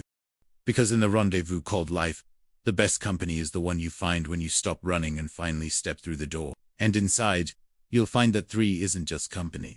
3 is forever, the architecture of a lie. A novel by Gemini. Chapter 1. The Santa Monica sun hung low over the Pacific, casting long, amber shadows across the balcony of apartment 201. Inside, the air was thick, with the scent of sea salt and the faint, lingering aroma of Jack Tripper's latest culinary experimenta that had defied the laws of gravity, just long enough to be admired before collapsing. "Come and knock on our door," Jack hummed to himself, adjusting his apron. It was a mantra of sorts, a rhythm that defined their unconventional life. For Jack Janet Wood and Cindy Snow, the apartment was more than just a living space. It was a sanctuary of shared secrets and platonic intimacy. In a world of rigid expectations, they were a trio that defied the odds too. Women and one man, living in a harmony that their landlord, their perpetually suspicious and flamboyant, Mr. Rolf Furley, only accepted because he believed Jack's heart belonged to the brotherhood of men rather than the pursuit of women. The door burst open, and Janet and Cindy marched in, their faces flushed with a mixture of exhaustion and mild indignation. "We've been waiting for you," Janet sighed, dropping her purse onto the wicker coffee table. "Where are the kisses?" Jack joked, sensing the tension. One for her, and for me. "I'll take a double." Janet rolled her eyes, though a small smile tugged at her lips. "Our friend Sue told us they were real gentlemen, Jack. Some gentlemen." First, they shook our hands with polite smiles. And then they spent the rest of the night trying to shake the rest of us. "Honestly, I think your friends need a lesson in boundaries." Jack chuckled, leaning against the kitchen counter. "Well, we all can't be lucky, thank you very much. But tonight is different. Tonight, I have invited someone truly special over." Cindy, always the dreamer, leaned forward. "Not another girl, Jack." "No," Jack said, his voice dropping into a deeper, more sophisticated register. "Not a girl, Cindy. A woman. A woman with class. Her name is Lisa Page. She's an interior decorator. And I told her I needed some professional advice." "What's she going to decorate?" Janet asked skeptically, gesturing to the mismatch of 70s decor and Jack's kitchen gadgets. Jack's eyes twinkled with a classic Tripper mischief. "I don't know. I'd like to see how she looks on the sofa first. You know, get a feel for the... I've had enough of this, Janet said, standing up. I'm headed for bed. Between the bad date and the bad puns, I'm exhausted. Me too, Cindy added, yawning. I'm going to sleep so long that when I wake up, they're going to have to dust me. Jack's bravado faltered. Wait. Girls, what about my date? What about the apartment? I sort of told Lisa that I lived alone. Janet stopped at the hallway door, her expression hardening into one of amused pity. That, dear boy, is your problem. Cindy and I will be in there, dead to the world, and that's the best you're going to get. Janet, help me out, Jack pleaded, but the click of the bedroom door was his only answer. Chapter 2. The Macho and the Turtle. The evening took a turn for the surreal when a knock at the door revealed Mr. Fur, dressed in a leisure suit that could only be described as an assault on the visual senses of lime green and electric orange. Hi, Kits Furley announced, his chest puffed out. Listen, I need one of you to feed my turtle while I'm gone. Janet would love to do it, Jack shouted, seizing any opportunity to be helpful. Where are you going, Mr. Furley? Cindy asked, peeking back out. On a wonderful romantic weekend made just for two, Furley said, his voice dripping with an unearned swagger. A leisurely drive to Loyola, dinner by candlelight, some intimate dancing, the works. Wow, Cindy breathed. Any woman would love that. Furley's face suddenly crumbled, the bravado evaporating. Do you know one who would like to go with me? The silence that followed was heavy. Janet and Cindy beat a hasty retreat to the kitchen, leaving Jack alone with the landlord's desperation. Jack, Furley said, leaning in. I know you look at me and say to yourself, that Furley never has any trouble getting women. I've got the moves, the threads, the savoir-faire. Crazy, Jack echoed, his voice flat. But believe it or not, even I can have a brief little dry spell. My last date was in February. February? That's not so long, Jack offered. 2 years ago, Furley whispered. So, Jack, fix me up. You must run into women at the hairdresser's or wherever you go. Someone beautiful, intelligent, a woman who can appreciate a real man. I don't know, Mr. Furley. Fine, forget intelligent, as long as she can dress herself. Forget beautiful, they're shallow anyway. Jack, if she has body heat and speaks a few words of English, I want to meet her. Furley thrust a key into Jack's hand. Here's the key to my apartment. For the turtle, since I'll be gone all weekend. I'm leaving in 30 minutes. As Furley left, a light bulb, perhaps a slightly flickering one, went off in Jack's head. He looked at the key, then at his own cluttered living room. He had a date with a high-class interior decorator, who thought he lived alone, and he now had the key to an empty apartment downstairs. Chapter 3. The Descent into Deception. When Lisa Page arrived, she was everything Jack had, sharp-witted, and possessing an eye that seemed to catalogue the flaws of a room in seconds. Jack, she said, stepping into what she thought was his new home, didn't you say you lived on the second floor? I do, Jack lied smoothly, ushering her in. It's just that the building is sinking, geologically speaking. Lisa laughed, a melodic sound that made Jack's heart skip. You are so funny. But Jack, this place, it's a decorator's nightmare. All this junk. I know, Jack said, gesturing wildly at Furley's velvet paintings. I rented it. Furnished. I'm still trying to talk the landlord, a tragic figure named Mr. Furley, into changing it. You should talk him into burning it, Lisa remarked, walking toward the hallway. Where's the bathroom, or are we in it? As Lisa disappeared down the hall, the front door swung open. Jack froze. It was Mr. Furley. Mr. Furley, what are you doing home? Ooh. I was cruising along, thinking how lucky I was going to get, when I ran into a tow truck. Furley grumbled. He towed me home. I got to talk on the radio though. Charlie Baker 10-4 out. Jack panicked. Lisa was in the bathroom. Furley was in the living room. The worlds were colliding.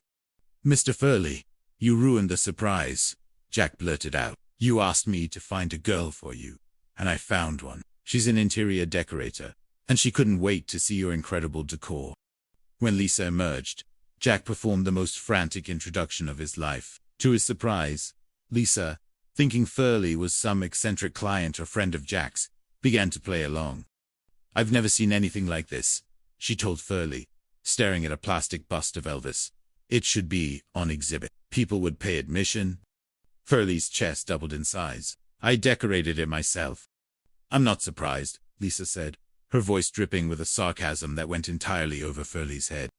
Chapter 4. The Pen Pal Protocol. The evening eventually migrated upstairs to the real apartment 201.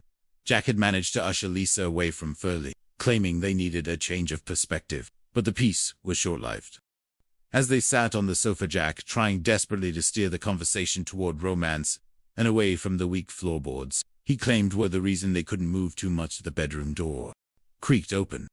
Janet and Cindy crawled out on all fours, trying to sneak to the kitchen for a midnight snack without being seen. "Who are you?" Lisa demanded, jumping to her feet. Jack scrambled. "Who? Them? Oh, they're my pen pals. From up north.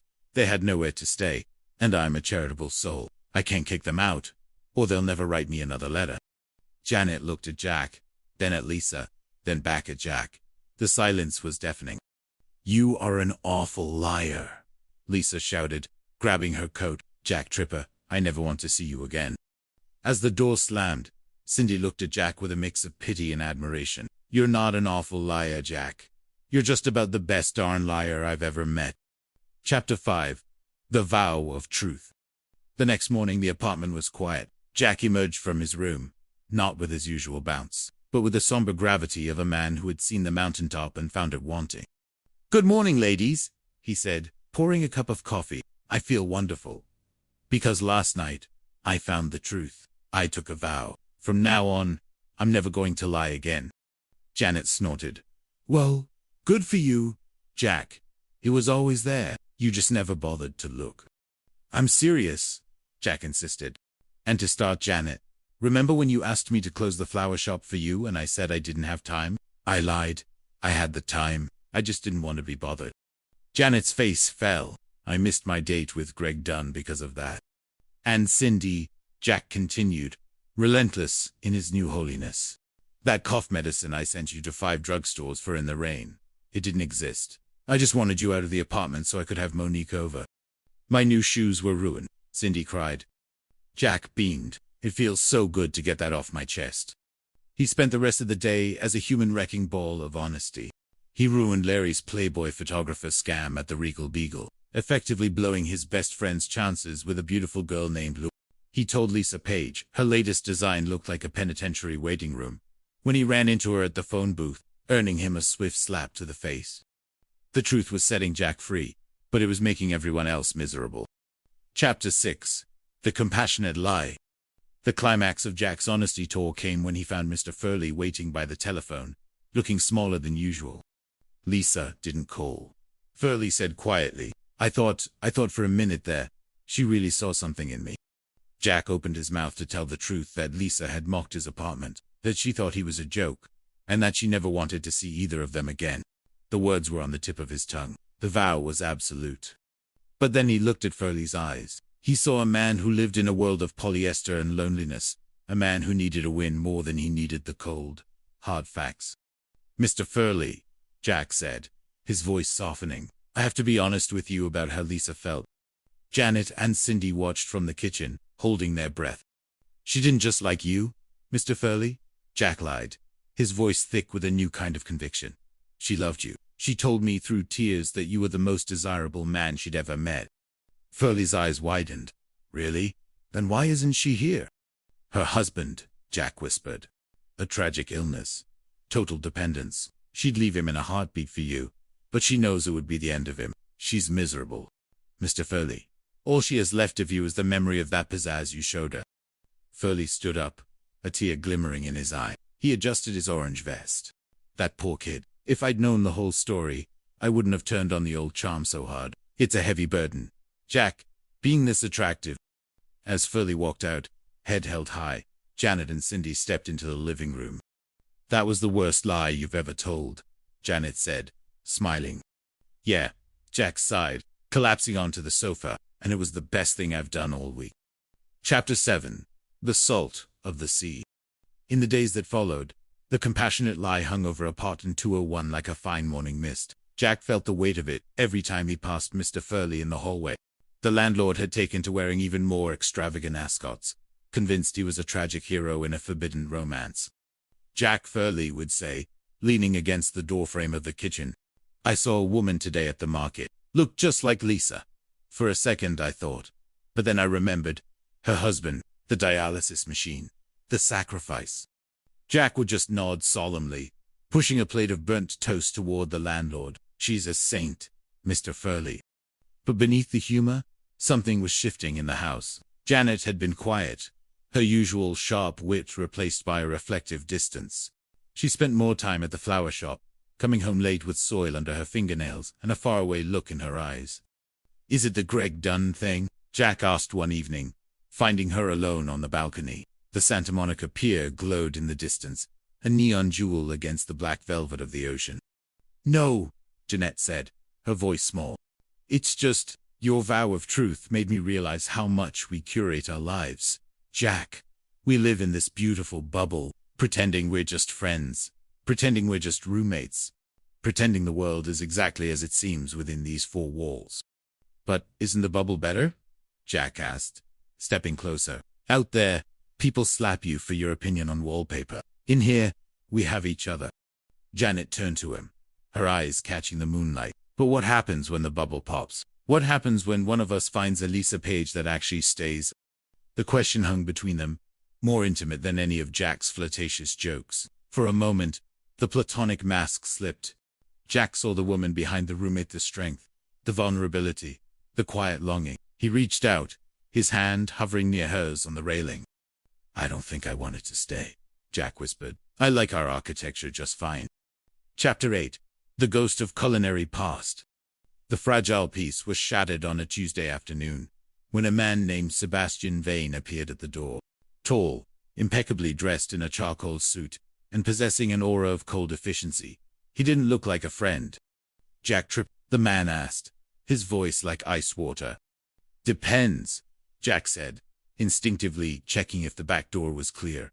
"Do I owe you money or—" "I am the executor for the late Professor Bowman's estate, your former instructor at the Culinary Institute."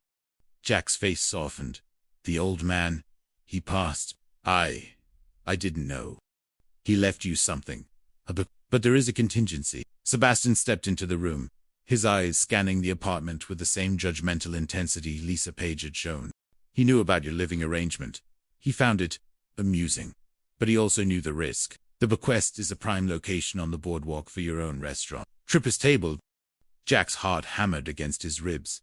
It was the dream, the only dream that mattered. "The contingency?" Jack asked. "A morality clause." Beaumont was old-fashioned despite his humor. He wanted to ensure his legacy wasn't tarnished by scandal. "An inspector from the board will be staying in this building for 1 week. If they find any evidence of improper cohabitation, the deed goes to your rival, Larry Dallas." Jack choked. "Larry doesn't know a whisk from a Windsor." "He's been working for the board," Sebastian said with a thin smile, "and he's very motivated." Suddenly, the architecture of the lie wasn't just about Jack's dating life. It was about his entire future. He had 1 week to convince an anonymous inspector that he was exactly what Mr. Furley thought he was, single man living alone. Or, at the very least, a man whose heart was purely, safely elsewhere. Chapter 9. The Masquerade. The week turned into a frantic theater of the absurd. Janet and Cindy were forced to pose as the cousins from Fresno visiting on rotation. Every time a knock came at the door, the girls would scramble into the bedroom, hiding their shoes and jewelry.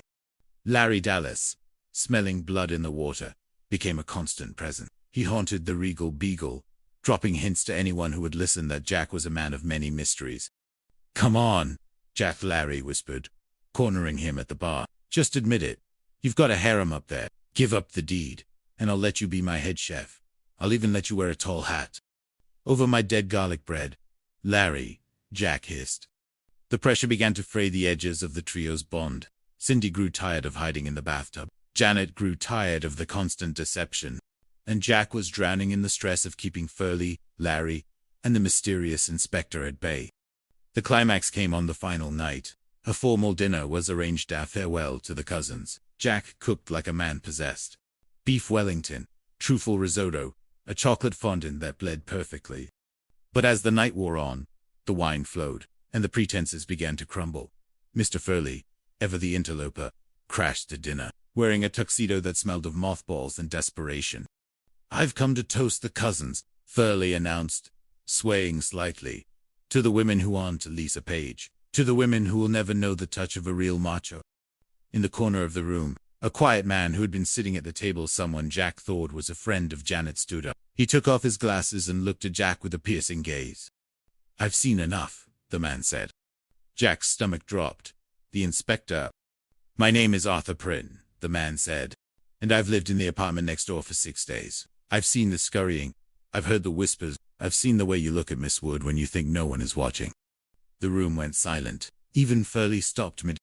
"Scandalous?" Arthur Prynne asked, a small smile playing at his lips.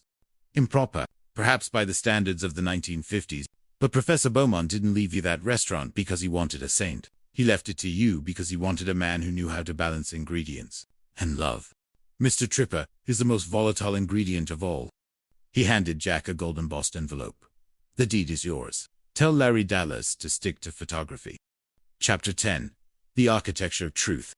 The aftermath was quiet. The restaurant was a success, though Jack still spent his nights in apartment 200.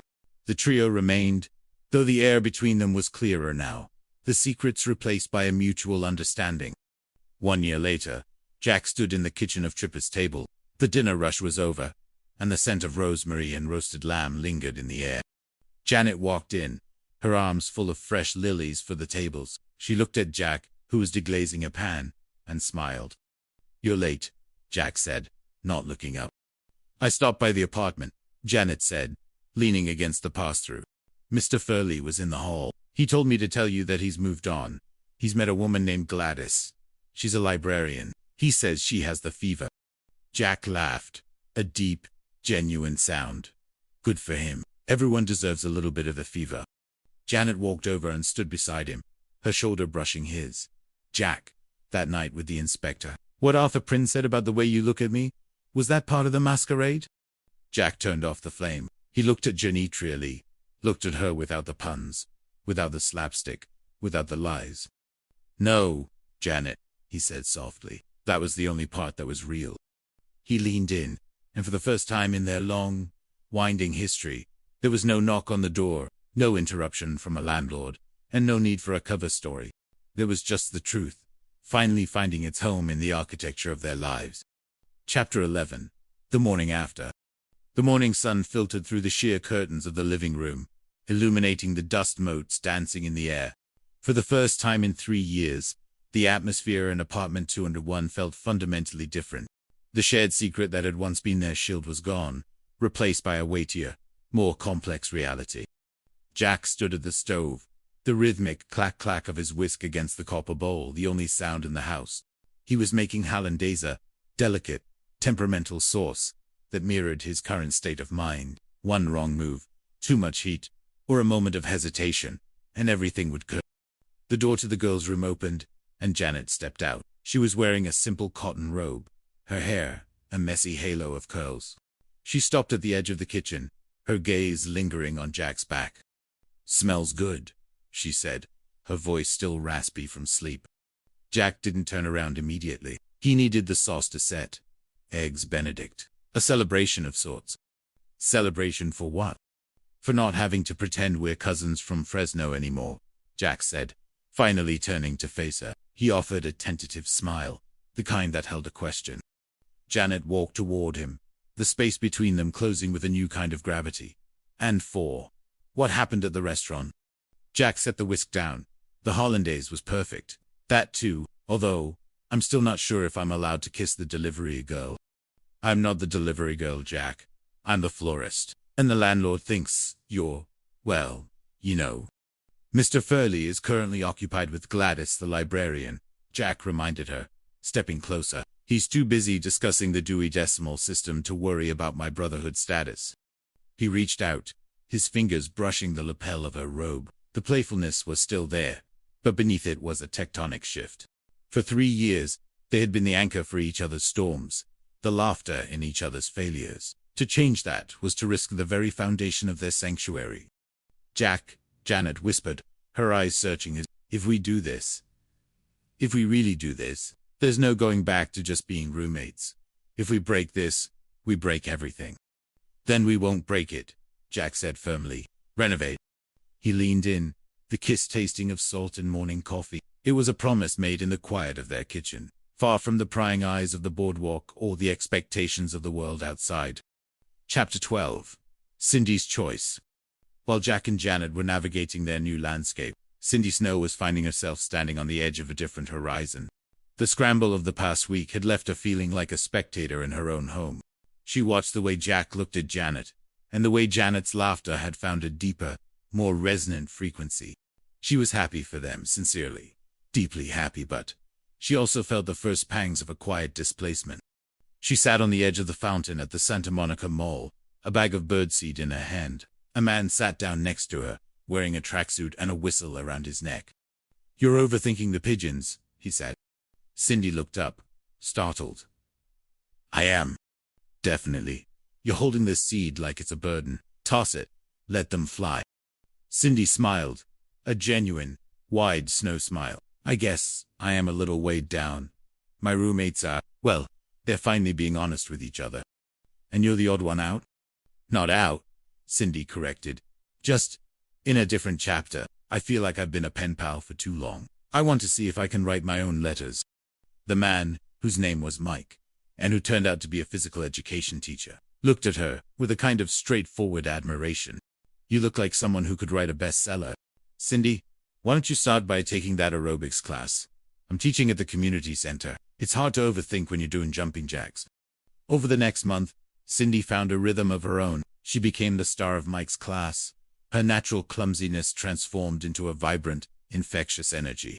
She realized that while she loved the apartment and the three that they were, she also loved the one she was becoming. One evening, she sat Jack and Janet down on the couch, the same couch where so many lies had been told. "I'm moving out," she said, her voice steady. Jack asked, nearly dropping his glass of wine. "Cindy, why? Was it the hollandaise? I can change the recipe." "No, Jack." Cindy laughed, hugging him. "Mike found a small place near the gym. It's tiny, and the walls are thin, but it's mine. I need to see what my own architecture looks like."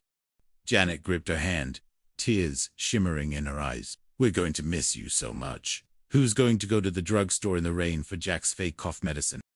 "Hopefully, no one," Cindy said, looking at Jack with a wink. "Because from now on, I think the Tripper household is strictly out of the business of fiction."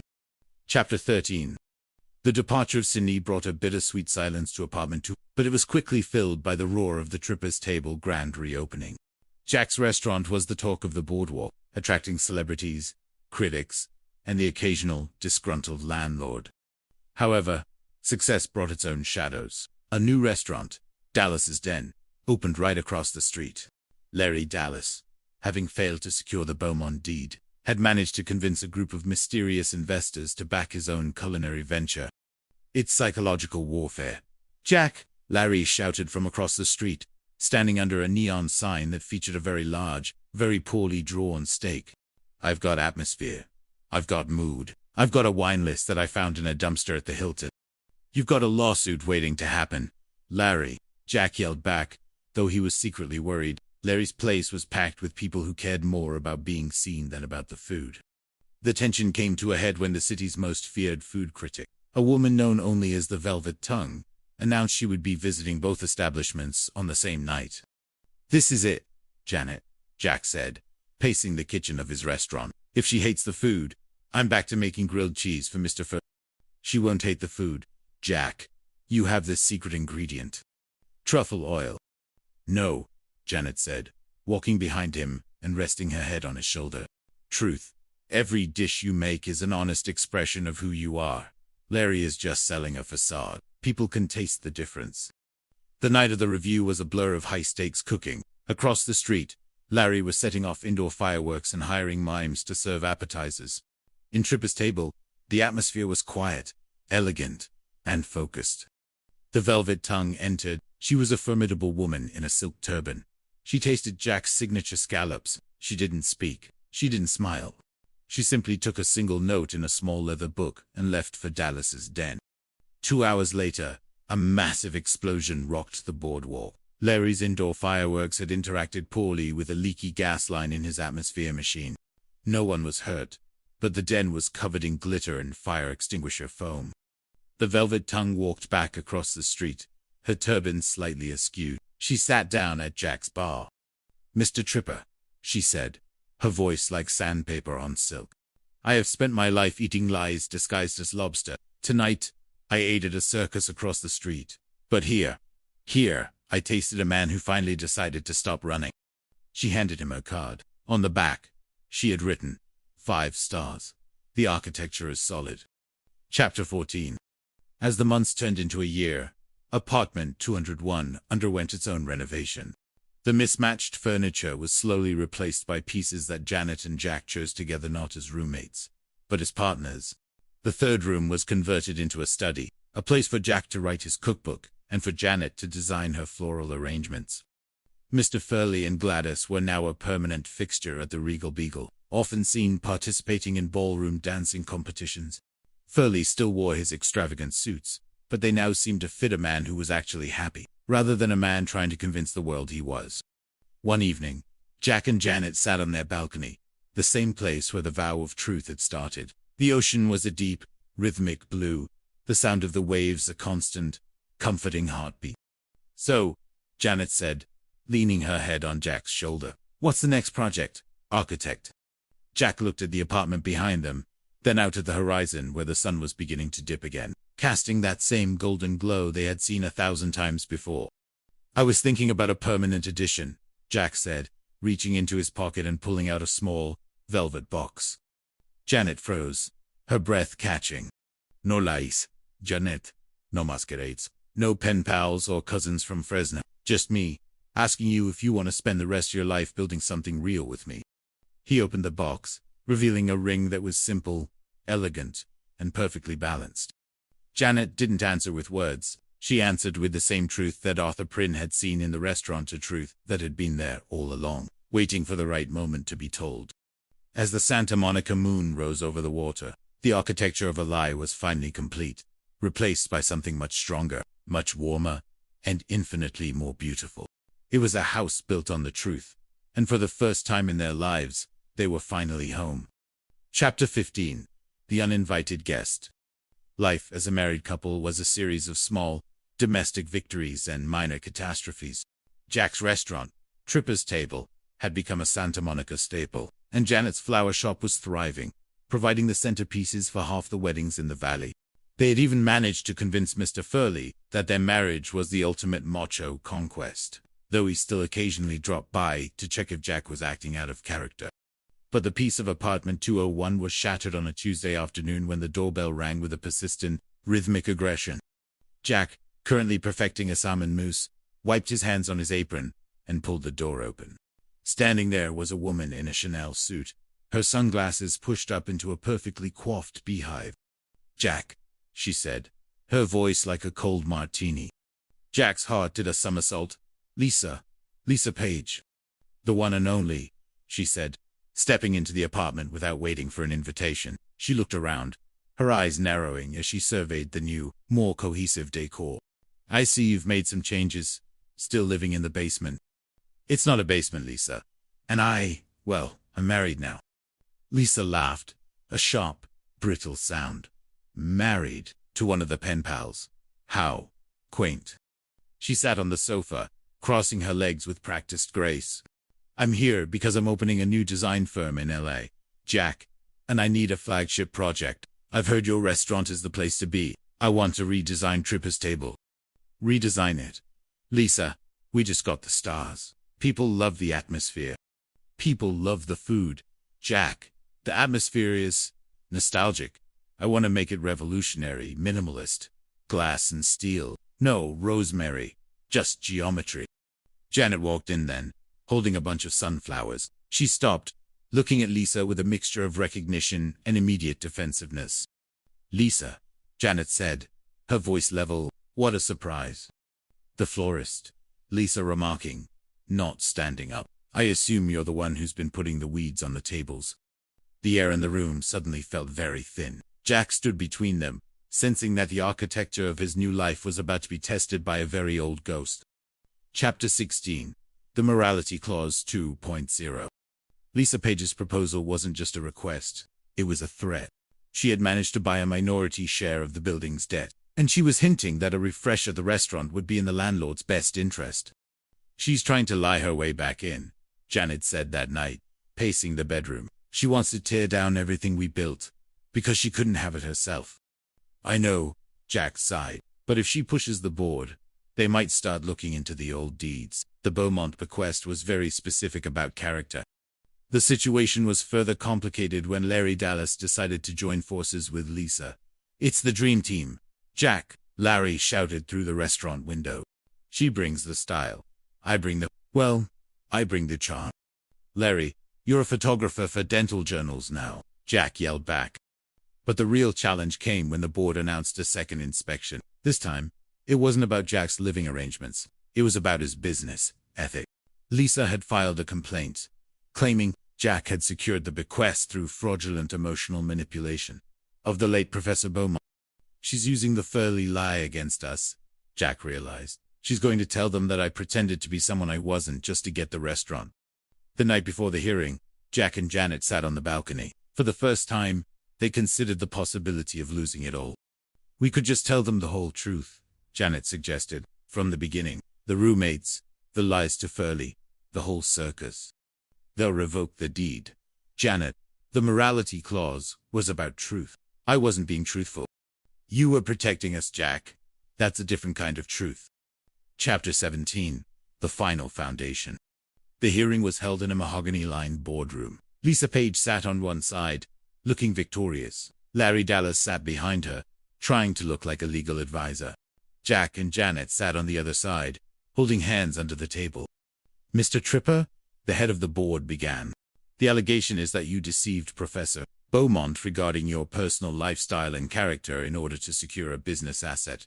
Specifically, that you led people to believe you were, that you were not interested in women." Jack stood up. He looked at Lisa, who was smirking. Then he looked at Mr. Furley, who had been called as a witness and was currently wearing a suit that looked like a disco ball had exploded. "I did lie," Jack said, his voice clear. "I lied for 3 years. I lied to my landlord. I lied to my neighbors. And occasionally, I lied to myself." A gasp went through the room. "But I didn't lie to Professor Beaumont," Jack continued, pulling a small, yellowed letter from his pocket. "This is a letter he wrote to me a month before he passed. He knew about Janet and Cindy. He knew about the Brotherhood facade. He said, 'Jack, a man who can convince a whole building of one thing, while keeping his heart true to another, is a man who knows how to manage a kitchen. Cooking is just the art of making people believe the butter isn't there.'" Jack handed the letter to the board. Lisa's smirk vanished. "The lie wasn't about the restaurant," Jack said, turning to Lisa. "The lie was about safety. But the restaurant, that's the most honest thing I've ever done. Every plate is a confession. Every meal is an invitation." The board deliberated for only 5 minutes. Lisa Page was dismissed. Her design firm deemed a conflict of interest. Larry Dallas was escorted out after he tried to sell the board members exclusive pictures of their own shoes. As they walked out into the Santa Monica sun, Jack and Janet were met by Mr. Furley. "Jack," Furley said, looking confused, "that letter, it said you weren't. But I thought, Gladys and I—" "Mr. Furley," Jack said, putting a hand on his shoulder, "I'm a man of many mysteries, but the biggest mystery is how I ever got lucky enough to live in your building." Furley beamed, adjusting his ascot. "Well, that's true. It takes a certain kind of guy to handle the threads." Chapter 18. 20 years later, the Santa Monica skyline had changed, but apartment 201 remained a pocket of preserved memories. The wooden balcony had been reinforced, and the wicker coffee table had long since been replaced by a heavy oak one, but the soul of the place was intact. Jack and Janet were no longer the frantic youngsters scrambling to hide roommates in the bathroom. They were the established couple of the board, the silver-haired grandfather of fusion cuisine, and Janet, whose floral empire now spanned 3 cities. One autumn afternoon, a sharp, rhythmic knock echoed through the door. "Jack, can you get that?" Janet called from the study, where she was finalizing the arrangements for their 25th anniversary gala. Jack, currently graying but still possessing that same mischievous twinkle in his eyes, opened the door. Standing there was a young woman with a familiar mop of blonde hair and a suitcase that looked like it had seen better days. "Hi," the girl said, her voice a perfect echo of Cindy's youthful enthusiasm. "I'm looking for apartment 201, my mom said. Well, she said this was the place where everything started. Sophie, Jack breathed, recognizing Cindy's daughter. "Uncle Jack," Sophie cried, dropping her bags and throwing her arms around him. Mom said, "If I was going to move to the big city, I should start where the architecture was solid. She said you might have a room." Jack looked back at Janet, who had appeared in the hallway, her face lighting up with joy. He then looked at the extra bedroom, the one that had once been then a study, and was now essentially a guest suite. "Well," Jack said, a slow smile spreading across his face, "there is a catch. Sophie, we have a very strict set of rules in this house." "Rules?" Sophie asked, looking a bit nervous. "First," Janet said, stepping forward and hugging her, "no pen pals from up north. And second, if you ever run into a man in a lime green leisure suit, though, they're mostly in museums now, as you feed his turtle. No questions asked." Sophie laughed, the sound filling the apartment with a vibrant, new energy. As she began to unpack, Jack and Janet stood on the balcony, watching the Pacific. "Here we go again," Janet whispered, leaning her head on Jack's shoulder. "Not quite," Jack said. "This time, the truth is already moved in. We're just adding a new wing." Chapter 19. The Master Class. The anniversary gala for Tripper's Table was the event of the decade. The boardwalk was closed off, and a massive tent had been erected, filled with the scent of lilies and slow-roasted duck. Sophie was serving as the lead hostess, her natural charm making her an instant favorite with the guests. But the night held one final test for the Tripper legacy. A young food critic, known for his acerbic wit and his penchant for deconstructing established icons, had been seated at the head table. His name was Victor Dallas Larry's son, though he had spent the last decade trying to distance himself from his father's flamboyant failures. "Mr. Tripper," Victor said as Jack approached the table, "I've read your book, The Art of the Confession. You claim that honesty is the foundation of flavor, but isn't it true that your entire career started with a masquerade?" The table went silent. Janet tightened her grip on her wine glass. Larry Dallas, sitting a few seats away, looked like he wanted to sink into the floor. Jack didn't flinch. He sat down opposite Victor and poured himself a glass of water. "It started with a need for a roof over our heads, Victor," Jack said.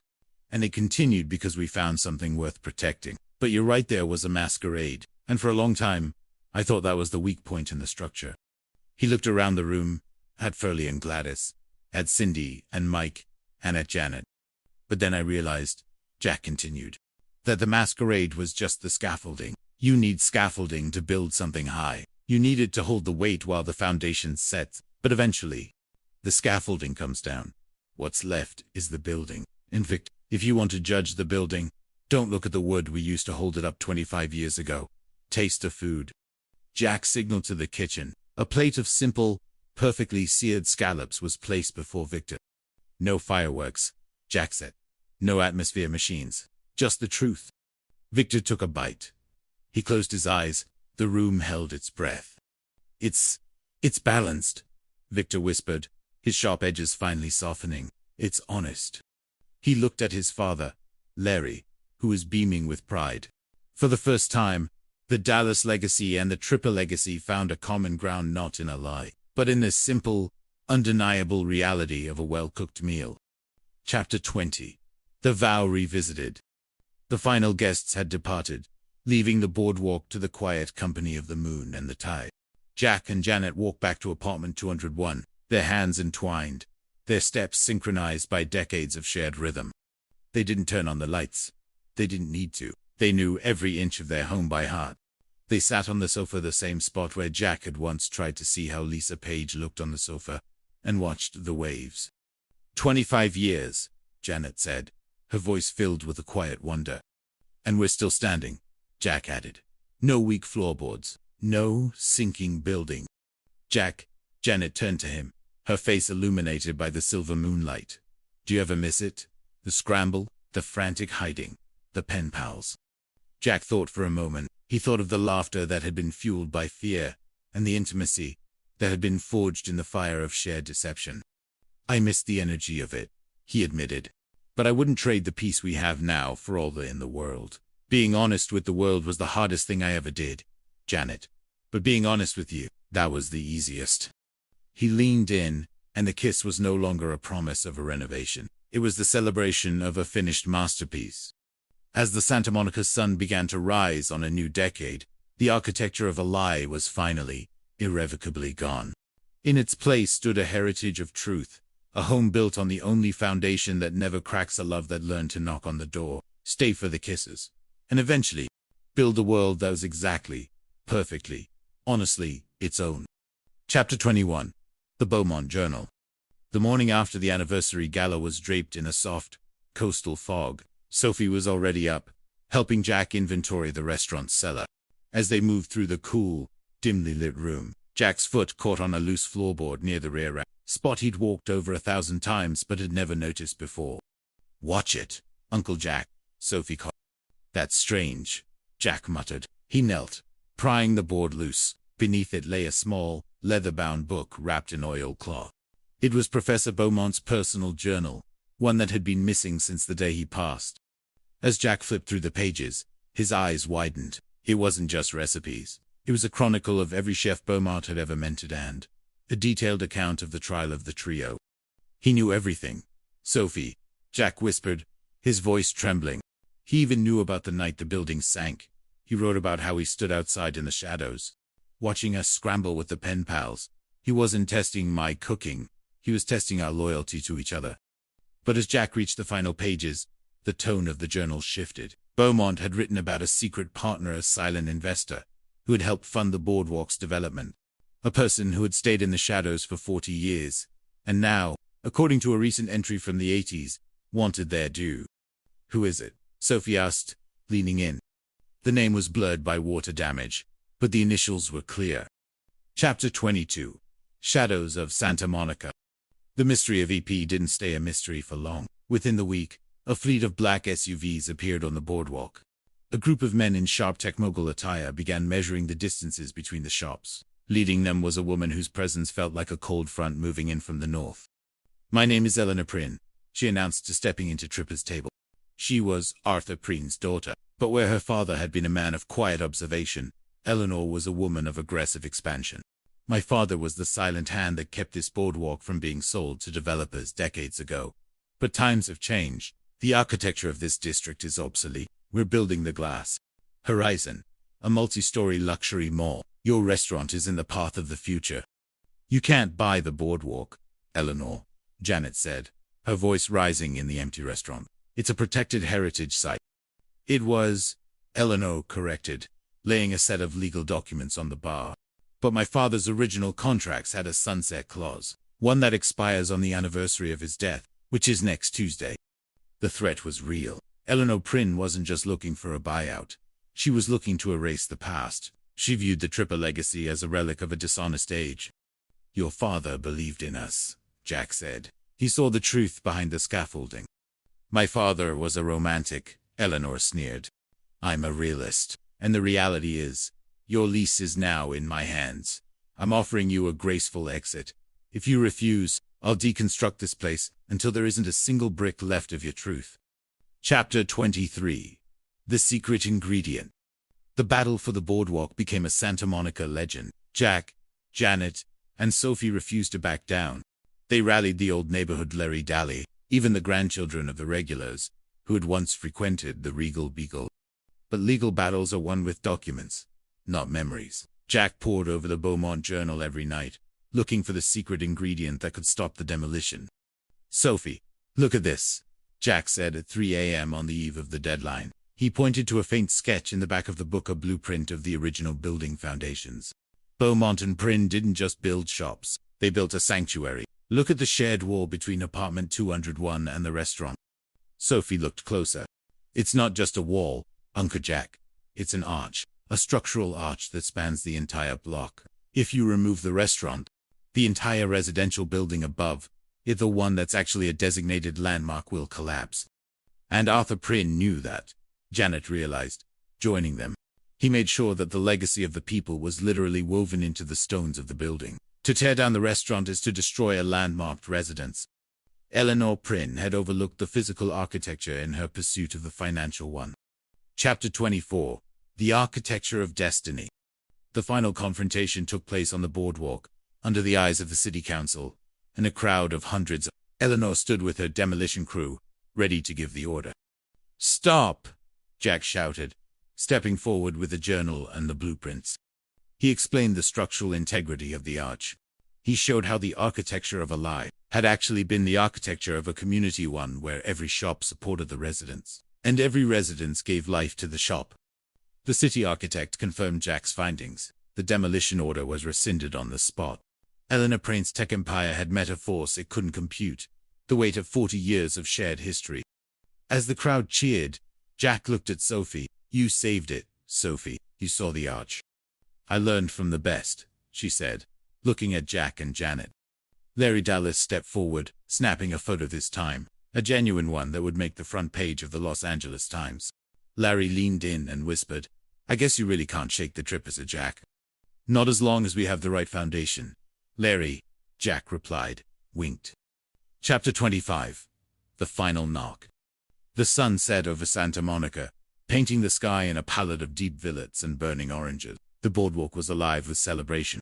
Music flowed from the Regal Beagle, and the scent of rosemary and roasted lamb once again filled the air at Tripper's table. Jack and Janet walked up the stairs to apartment 201. They were tired, but it was the good kind of tired, the kind that comes from a day well lived in a battle well. They sat on their balcony, the Pacific breeze cooling the night. "One more thing," Jack said, reaching into his pocket. He pulled out a small, tarnished key. "I found this in the back of the journal. It's a key to a safe deposit box Beaumont left at the bank. I opened it this morning." "What was in it?" Janet asked. Jack pulled out a small, framed photo. It was of the three of them, Jack, Janet, and Cindy, from their very first year in the apartment. They were laughing, caught in the middle of a frantic scramble to hide a date from Mr. Roper. On the back, Beaumont had written, "The most beautiful buildings are those that can weather the storm without losing their smile." To Jack, Janet, and Cindy, the architects are the only truth that matters. Each other. A soft knock came at the door. Jack and Janet looked at each other. They didn't rush. They didn't scramble. They didn't hide. Jack opened the door. Sophie was standing there, holding a bottle of champagne and 3 glasses. "Come on in, Sophie," Jack said, stepping back with a smile. "We've been waiting for you."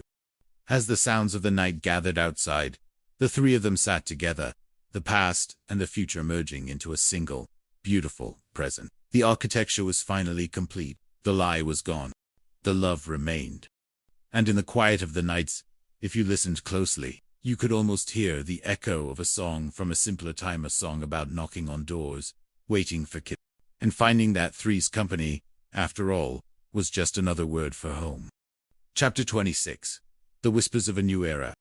The victory over Eleanor Prynne brought a temporary peace to the boardwalk, but the modern world was a relentless tide.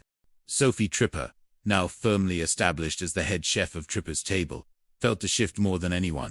The boardwalk was no longer just a place of nostalgia. It was becoming a hub for influencers, food blogs, and a new kind of experience economy that prioritized the visual over the visceral. One evening, after the last diner had departed, Sophie sat at the bar, nursing a glass of chilled white wine. The restaurant was quiet, save for the rhythmic humming of the industrial refrigerators. A shadow fell over the doorway. It wasn't the aggressive silhouette of Eleanor Prynne, but a softer, more hesitant figure. "Is it too late for a confession?" the voice asked. Sophie looked up. It was Victor Dallas. He looked exhausted, his sharp suit rumpled, a stark contrast to his usual polished demeanor. "The kitchen's closed," Victor, Sophie said, but she gestured to the stool next to her. "But the bar is always open for a friend, or a rival, whichever one you are tonight." Victor sat down, leaning his head in his hands. "My father is sick, Sophie, and the medical bills, they're consuming everything. The photography studio, the archive. I even had to sell the copyright to his most famous masquerade photos to a tabloid." Sophie felt a pang of genuine sympathy. For all the rivalry between their families, the connection was deep. Larry Dallas had been the flamboyant shadow to Jack's earnest light. "I have a plan," Victor whispered, his eyes meeting hers. "But it involves another lie. A big one. The kind that would make our parents proud. Or Chapter 27. The Silent Critic. Victor's plan was audacious. He had discovered a series of unreleased recordings from the old audio tapes that Jack and Larry had made during their late-night sessions at the Regal Beagle. In these tapes, they joked about the Great Santa Monica Heist, a fictional plot they'd concocted to steal the boardwalk's original deed back from a corrupt city councilman who never actually existed. If we release these as a podcast, Victor explained, a true crime drama that blurs the lines between reality and fiction, we can raise the money for Dad's treatment. But we need a centerpiece. We need a physical object that proves the heist was real. And let me guess, Sophie said, her eyes narrowing. That object is in apartment 200. The Bowman Journal, Victor said. There's a map in there. I saw it when Uncle Jack was showing the council the blueprints. It leads to a hidden vault under the boardwalk. Sophie hesitated. Jack and Janet were away on a cruise, their first real vacation in years. The apartment was hers to guard.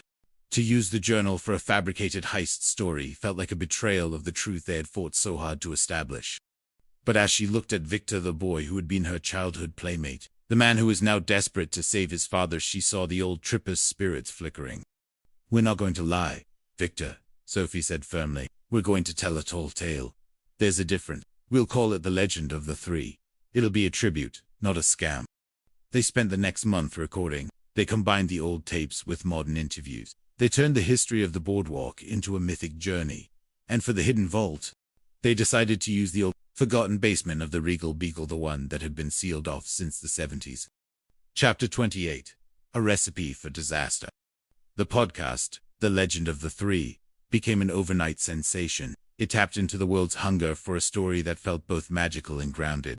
Fans began to flock to the boardwalk, searching for clues, trying to find the hidden vault. But with fame came a new kind of scrutiny. A rival podcaster, a cold-eyed woman named Sarah Graves, began an investigative series to debunk the legend. She claimed that Sophie and Victor were nothing more than grifters, using the memories of their parents to line their pockets. They talk about truth, Sarah Graves said in her latest episode, but their entire legacy is built on a man who pretended to be gay to get cheaper rent. Let's not forget the original sin of apartment 2. The community began to turn. The same people who had cheered for Jack and Janet now looked at Sophie with suspicion. The architecture of the lie was being deconstructed again, but this time